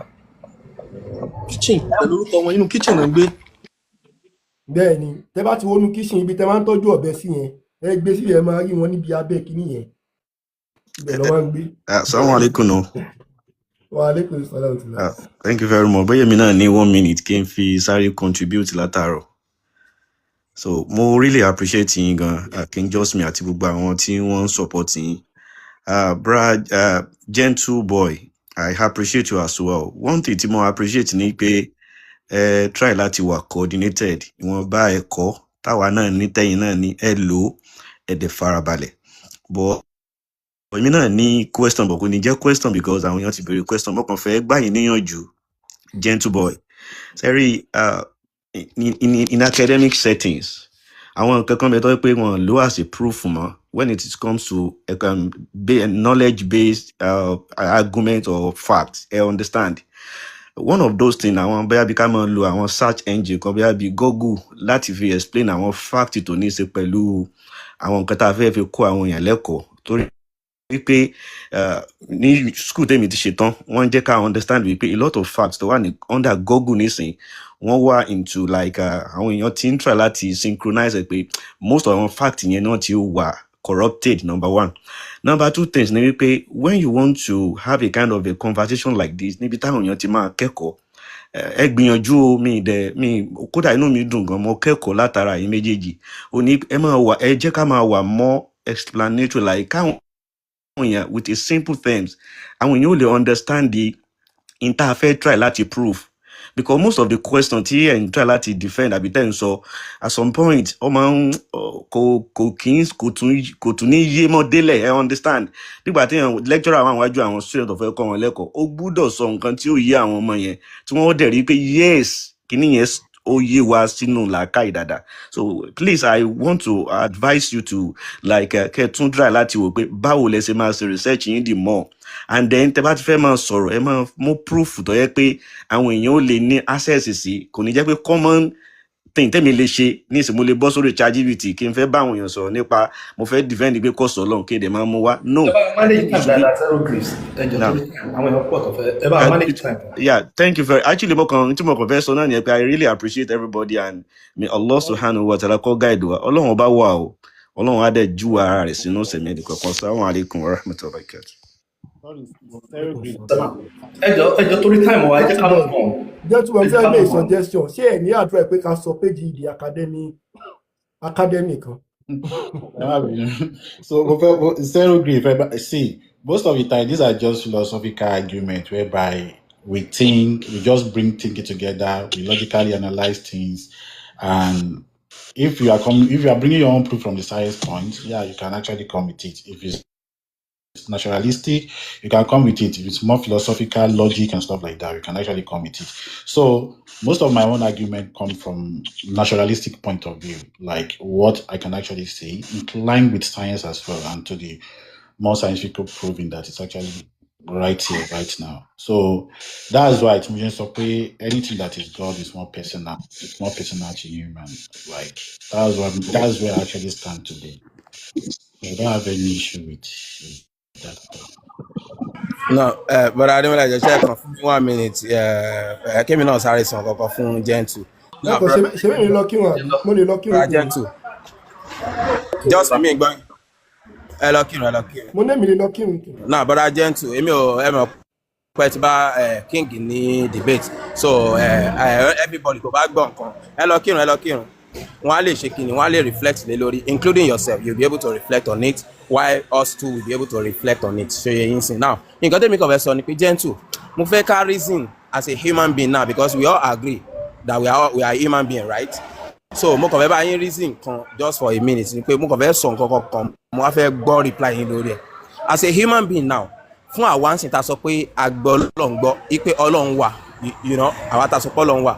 Some of us á ní mọ́tò, some of us àti nílé, kódà even the richest man in Africa, which Dangote mi mọ̀ bẹ́ẹ̀ yẹn ti change o, kí lóun náà Muslim ni ó dẹ̀ gbọ́ Ọlọ́run gbọ́, ó dẹ̀ lówó, ó ń ṣe life, ó lówó ní gbogbo ẹ̀. Now we have so many atheists bíi tiyín náà tó jẹ́ pé wọ́n gbọ́ Ọlọ́run gbọ́, wọ́n gbà pé nǹkan kan wà, tó jẹ́ pé àwọn náà dẹ̀ lówó, they are well formed, wọ́n dẹ̀ ń ṣe ilé ayé, wọ́n ń ṣe gbogbo ẹ̀. Ṣé n get point mi Gentle?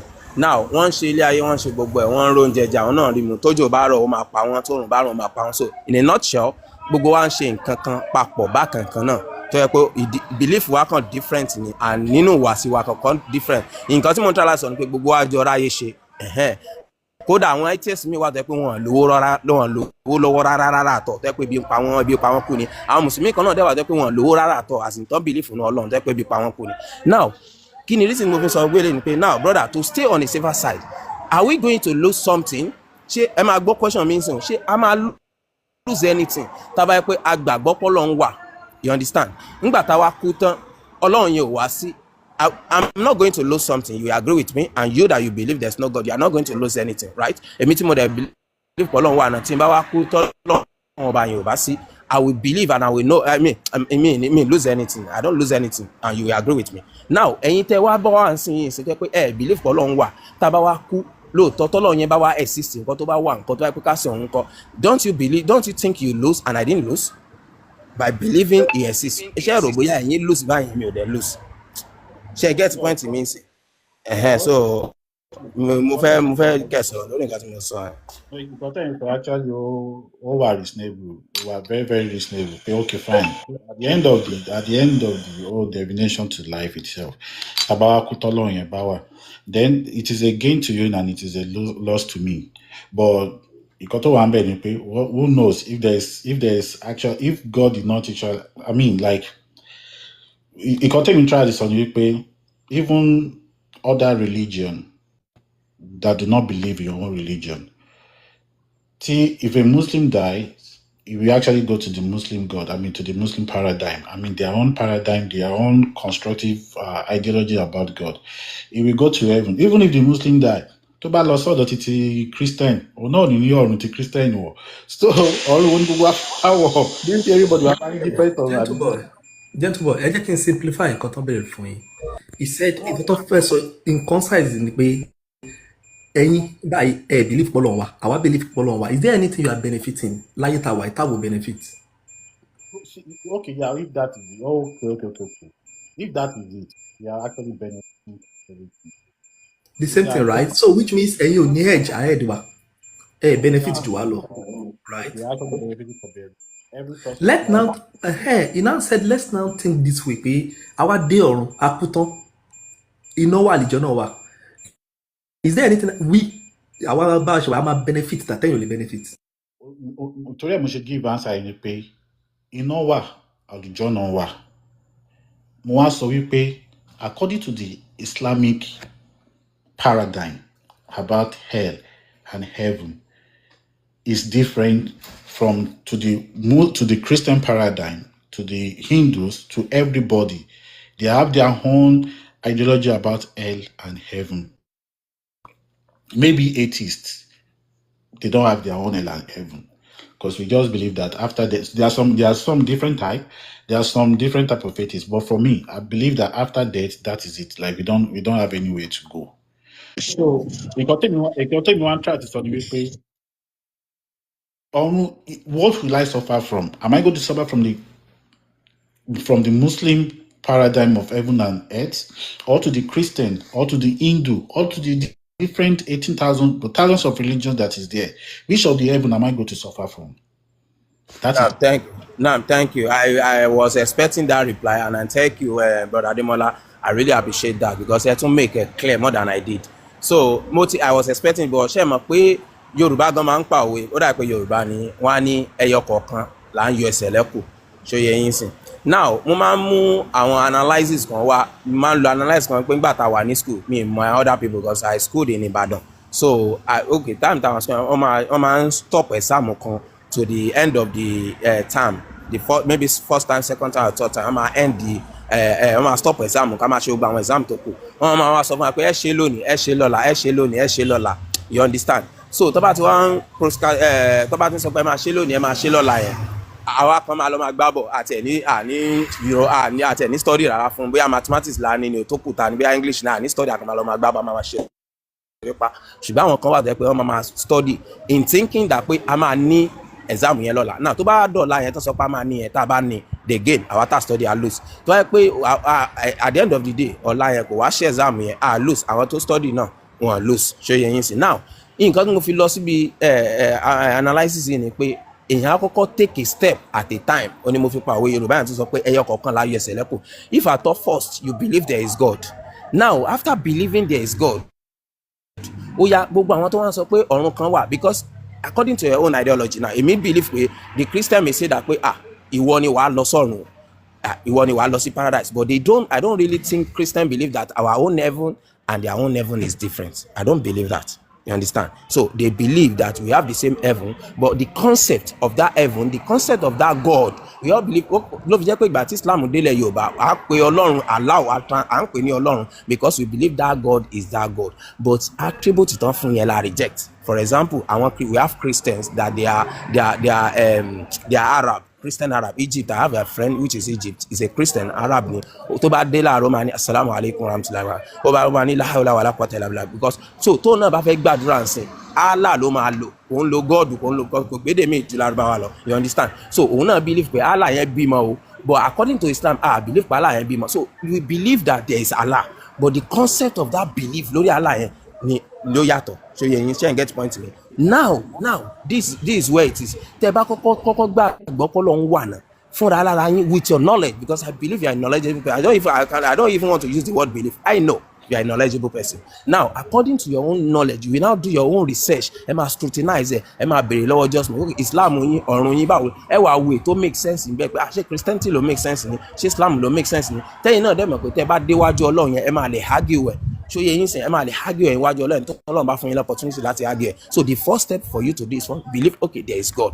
Tí ma believe pé there is God there is nothing going to harm me there. So nínú Ọlọ́run tẹ́ wá believe yẹn tẹ́ ti kọ́kọ́ believe yẹn wá wò pé okay àwọn wo ló wá ń sin Ọlọ́run tí mo mọ̀ pé ó wà tó dá nǹkan yìí lóòótọ́ ẹ ti rí nsìn so ibẹ̀ yẹn gangan step yẹn let's wá máa pé mi ìfẹ́ Islam yẹn nǹkan Islam ti just mi ṣe yẹn kò sọ̀nà Christianity ni mo fẹ́ take nǹkan kọ̀ bọ̀ tẹ́yìn náà bá go deep into the Quran ẹ rí i pé alhamdulilayi gbogbo ọ̀rọ̀ tẹ́ bá just mi sọ́nsẹ̀ he was bringing the evidence from the Quran from the he was not even using his own brain ṣó yẹ yín sìn àwọn tó kù máa sọ fún yín pé you need the Holy Spirit to understand àwọn kan tiẹ̀ máa sọ fún yín pé wọ́n ka fáàlì online pípẹ́ lè gbà but àwa rí ẹ̀rí fún gbogbo ẹ̀ ló fi jẹ́ pé a máa ń sọ pé defend Islam we are presenting Islam because ìwọ fẹ́ tó bá fẹ́ defend nǹkan ni wàá máa lo brain yẹn but when you are presenting something wàá lọ mú níbi tọ́lọ́run ti sọ tànà bí ti sọ ni and there are so many evidences there are so many facts ẹni máa mọ̀ pé Islam yìí is confusing out of all the religions so nǹkan tí mo fẹ́ sọ ni thank you my brother salaam alaikum.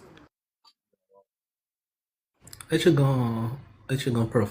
I think after everything has been said and done, so I think kápájú program pẹ̀lú gentle boy káwa lè máa proceed pẹ̀lú tiwa. Àbí ṣé alẹ́ níbẹ̀ sọ ní left. Wa alaikum salam. Ẹ jọ̀ọ́ má bínú kí a tó continue, mo fẹ́ fi nǹkan kan wọ̀n wá. Kẹ́ lè wo how foolish these people are. Bí mo yẹ wá, nígbà ẹ̀jọ̀. Wọ́n máa lo ẹ̀yà ara àwọn èèyàn. Ẹ wò gan-an. Wọ́n ṣe fẹ́lẹ̀ sí òfin. Ọwọ́ àjọ ọlọ́pàá ìpínlẹ̀ Ọ̀yọ́ ti bà àwọn àáfàá kan tó jẹ́ pé iṣẹ́ tí wọ́n ń ṣe ni pé wọ́n á máa pa àwọn èèyàn, wọ́n á máa ṣe alápàtà àwọn èèyàn, bákan náà wọ́n á máa lo ẹ̀yà ara àwọn èèyàn. Ǹjẹ́ báwo ló ṣe jẹ́ ọ̀nà wo ló gbà ṣẹlẹ̀? Báwo ni àṣírí wọn ṣe tú? Báwo ni wọ́n sì ṣe kó sí páńpẹ́ ìjọba? Ó yá ẹ máa bá mi ká lọ.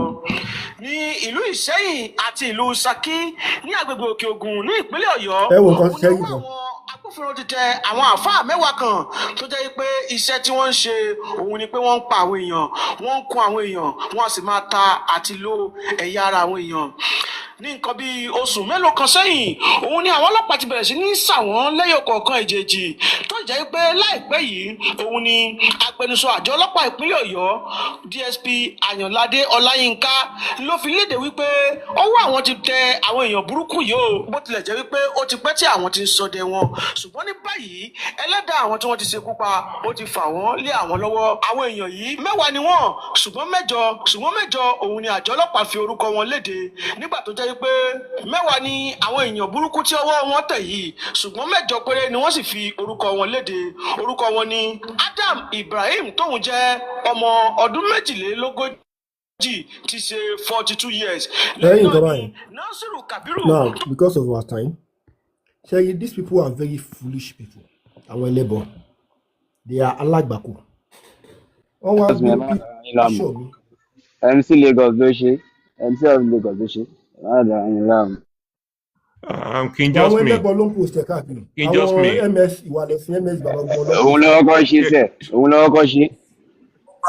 King a ti sọ fún yín pé wọ́n jọ ṣe collabo ní bíbà tí Labour Party àti Accord tán dégbé papọ̀ ni. So ti wọ́n merge party ni ẹlẹ́bọ àti Christian.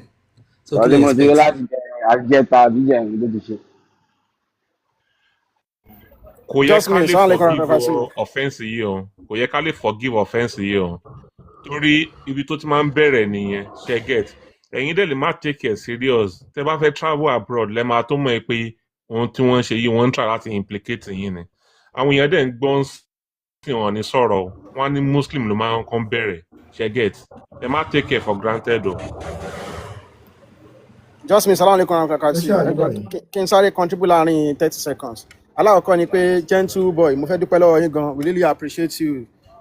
It is true that you are so gentle, so you portray the character already and we can see it. We learn a lot from you. Ọlọ́run á jẹ́ kí ẹ̀mí gígùn àtàlàáfíà ara. May God give you long life and prosperity. Thank you very much. Secondly ni pé JustMe mo fẹ́ kí Ọlọ́run á túbọ̀ máa ràn yín lọ́wọ́. Gbogbo àwọn tá jẹ́ Mùsùlùmí mo kí wa pé a kú oríire o.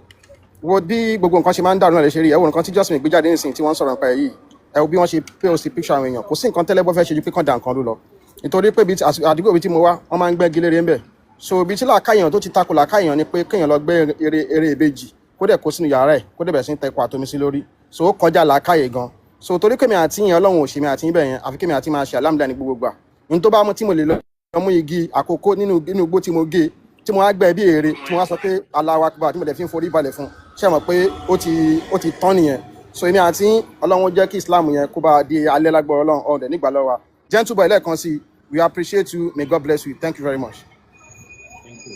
ẹ jọ èmi náà sáré wá sókè ní kí n lè appreciate gentle boy o ẹ fún mi náà ní 1 minute kí n fi appreciate wọn and mo dey appreciate king náà ṣe get ẹ̀yin méjì ni ẹ deliver pẹ̀lú knowledge and to be neutral ṣe get kò sí anybody to hands down for anybody as in gentle boy wọ́n stand lórí opinion wọn king náà stand lórí opinion wọn king mú evidence tí wọ́n wá gentle boy náà mú evidence tí wọ́n wá but ohun tí èmi kan tó fẹ́ ṣàlàyé fún gentle boy ni pé just one topic let's discuss out of thousands of topics tí Islam gbé wá nípa oríṣiríṣi existence of God or something such nísìnyí báyìí ẹ ti discuss the existence of God ẹ̀yin ní kò sí justMe ní ó wà mo fún yín draw màá advise pé next debate ẹ bá máa ṣe ẹ jẹ́ kí a fún yín ní challenge kẹ́yìn méjì kẹjọ discuss the spiritual power Islam ní spiritual power wà ẹ̀yin tẹ̀dẹ̀ ní kò sí ọlọ́run títorí pé ẹ rí ọlọ́run ẹ rí spiritual power definitely náà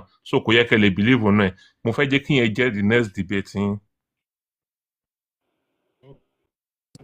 ẹ ṣe gan olómi ẹ jẹ́ payín lẹ́rìn kan ẹ tó payín lẹ́rìn ẹ kọ́ wù kíní náà ẹ bá mi dúpẹ́ fọlọ́ ẹ wo bọ́dà wáyé lára àwọn tó máa ń ẹjẹ́ ìgbé sẹ́yìn nítorí náà yẹn lára àwọn tó máa ń support àwọn ọmọ alágbàkú yẹn tó ń pèlè ms yẹn tó máa jọ fi hàn ṣeré lọ́wọ́ o last week lọ́wọ́ kí wọn ẹ gbọ́dọ̀ wá ṣe fídíò lẹ́nu. ẹ wo fresh board ẹ mú yan round fresh sí lẹ́nu ọjọ́ wo tí mo gba ṣàdá tí mo di mùsùlùmí alhamdulilayi ẹ bí nínú comment section ẹ máa ṣe alhamdulilayi. Akápò ṣẹmẹ tó sọ̀rọ̀ yìí gbọ́dọ̀ adémọ́lá ṣẹmẹ tó sọ̀rọ̀. Tutika. Kọ́nàbà wà fún ìdìbò tí wọ́n kọ́nàbà dúró tí wọ́n. Aláàkọ́. gentle boy ẹ ṣe gan fún tàmí ọba mo rò pé a lè release wọn àmì. Thank you so much. Bẹ́ẹ̀ni thank you very much. Mo dúpẹ́ lọ́wọ́ Thank yín you very much. I really appreciate you. Thank you. Thank you for having me. Thank you. Ẹ dúró mi fẹ́ bí nǹkan lọ́wọ́ yín ẹ jẹ́ má bínú mi fẹ́ bí nǹkan lọ́wọ́ yín. Aside from a Muslim, do you think there is any other religion that can use their religious scripture to argue against science or to go head in head with science? Ṣé o ti wà ṣá? So for me, I always have the standard science and religion, they are two different things entirely. In the sense that one is empirical, they actually have to observe, they go through tests, they have their own measurements for their own truth. And religion on the other side, it has its own measurement also for its own truth. Things like prophets, disciples, a whole lot of things like that. So they are two different entities that is actually making a point to us. So if you are asking me about religion and science are two different. They are not having the same claim. They are having different claim entirely. For example, science does not deal with morality. Science doesn't deal with consciousness. It doesn't deal with all that. But on the morality aspect, that is where you find religion. That's where you find religion. So it actually make different. I mean, they have different proof. They have different. Okay, gentlemen, let me rephrase the question. We just had a debate concerning the existence of God. Yeah. You gave what we use today is science as a yardstick. Is that correct? We use science as a yardstick. Should be now. Yeah, see, our own current generation now, to this current generation that we are living right now, we opt to science for every answer of life. We like 90%. We use science as a yardstick.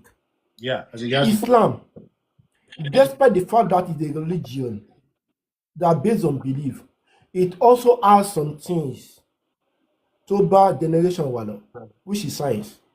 Like something that normally being Muslim, I'm talking Monkot Nepa universe using the Quran as a reference. Okay.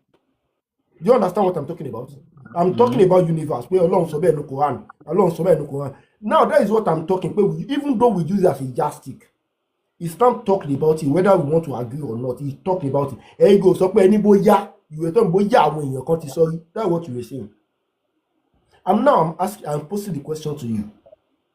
Is there any religious scripture or any religion or any ideology aside Quran, Islam? No, they come together. Oh, yeah, let us argue it out. Sure. For now, I don't know. I will not lie. For now, I don't, because I've not studied about all religion. For now, I don't know. I don't really know. Okay, let us use Christianity as a yardstick then. Christianity. Okay, I think And I Bible. still about Christianity.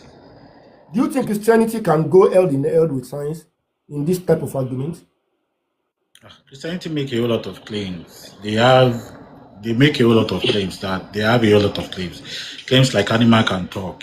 Like even up to today, we have not seen something like that.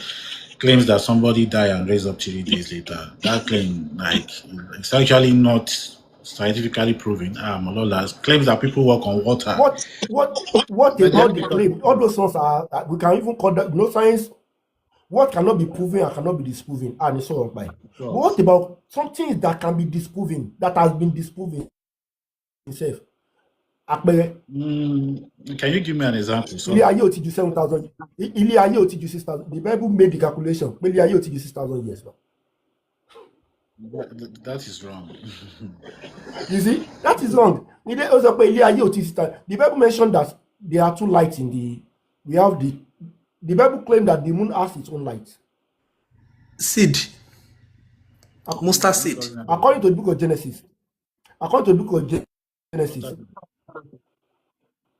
Chapter 1, verse 14 to 19. The Bible mentioned that Ọlọ́run dá ìmọ́lẹ̀ méjì. Ìkan jọba lórí ọ̀sán, ìkan jọba lórí alẹ́, the moon and the sun. Do you think the moon has its own light? No, they don't have their own light separately. The sun provides, the solar system provides light for every planet. Exactly. So all these things don't work. We know even that will make you say Bakosiolo. And there are so many Christian theologians, doctors of theology. No, the Bible is not the word of God. I'm not talking about the Muslim. There are so many biblical theologians. No. The support of Lord in the Bible. People hold stories concerning Baye Shirin Baye. Not that Allah will say. That's why you say that in the beginning, God created heaven and earth. It's not God that said that in the beginning I created. People writing that, I'm quoting from the book of Genesis chapter 1 verse 1. In the beginning, God created heaven and earth. The earth is of no form or no void. And the Spirit of God was found hovering over the surface of the water. Talon saw story alone. Talon saw biology alone. So there is difference between them. Bible tún lè gbé gẹ̀ẹ́sì mathematics. Báwo ni 1 + 1 + 1 ṣe máa jẹ́ 1?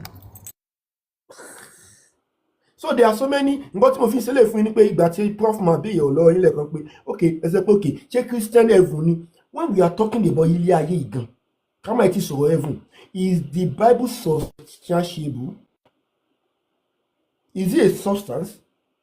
Can we use it as a substance? No. A máa béèrè pé Bible èwo. What is embedded? I'm telling you authoritatively, sir. What is embedded in the Revised Standard Version is different from what is embedded in the King James Version. No two Bibles are identical. Because the Bible may to get the same thing. Every Bible, one differences. And that is just the right, that is just the truth. But go back to the right time, English ló yàtọ̀, English kọ́ àwọn ọ̀rọ̀ tó yàtọ̀. If you bring two Bible fún mi báyìí, mo yọ lódò tó yìí. Máa sọ ìyàtọ̀ tó wà méjì fún. Tí wọ́n náà mọ̀ pé nǹkan tó lè sọ tó lè, nǹkan tó lè sọ tó lè. So how could that be the word of God? And more so, there is no original Bible. Buddy, there is no original Bible. Bible was compiled. So as I it is the word of God. There is no original Bible. In contrast, the most ancient manuscript. It all Bible is original. There's nothing like original Bible. Manuscript in the ancient manuscript. Where is that? Just so he. I want your story. So tell you so lè gbé yẹn sẹ́gbẹ̀ẹ́ pé the Christian heaven the kini kan tá bá kọ́ wò níbi ayé ká máa wo test of time ká fi wo gbọ̀n kini yẹn ká gbé gbogbo nǹkan tá lè fi wò wá ẹ̀yin náà máa padà yẹ pé no this is out of it tá bá wá sincere, and my argument is always based on sincerity and honesty. Mo lè lẹ́nu kóhun mi máa jágbe mọ́ ẹ, but I'm always sincere with myself.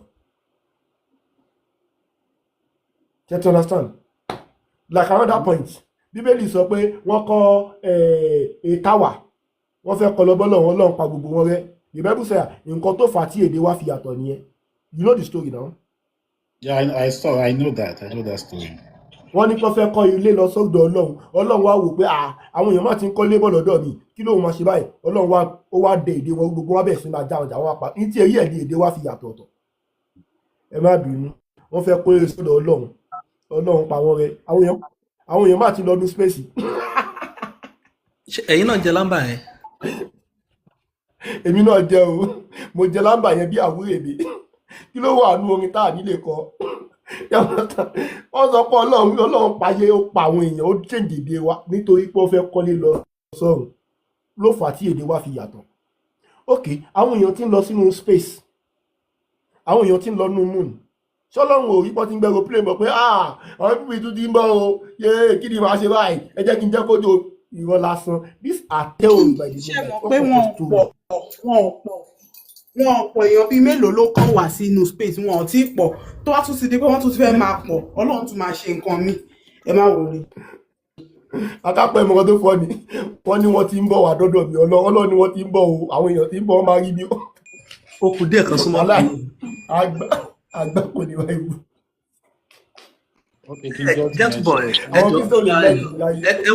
ẹ hold on Gentleman ẹ jọ̀ọ́ ẹ má bínú sá ọba mo fẹ́ suggest nǹkan fún Gentleman in case due to pé bẹ́ẹ̀ ṣe sọ̀rọ̀ ń ṣe báyìí I think you are standing as a neutral fi sọ́dọ̀ Kristẹni fi sọ́dọ̀ ẹlẹ́bọ fi sọ́dọ̀ mùsùlùmí tẹ́ bá rí anybody tó bá bóyá náà àwọn ẹlẹ́bọ tó wò pé òun fẹ́ bá wa ṣe debate òun ò dẹ̀ fẹ́ wá sọ́dọ̀ wa ẹ lè invite the King justMe so we can come to your platform as a neutral person ṣe ẹ understand bẹ́ẹ̀ kò bá jẹ́ Christian náà nípa èmi o gbogbo tí justMe máa ń sọ irọ́ ló máa ń pa gbogbo ìgbà mo fẹ́ debate ẹ understand they can come to your DM to ask you even tó fi mọ́ SS anybody tó bá mọ̀ pé òun lè gbé gẹ̀ẹ́sì tó dẹ̀ wá neutral platform so we are seeing you as a neutral platform now and I believe with your composure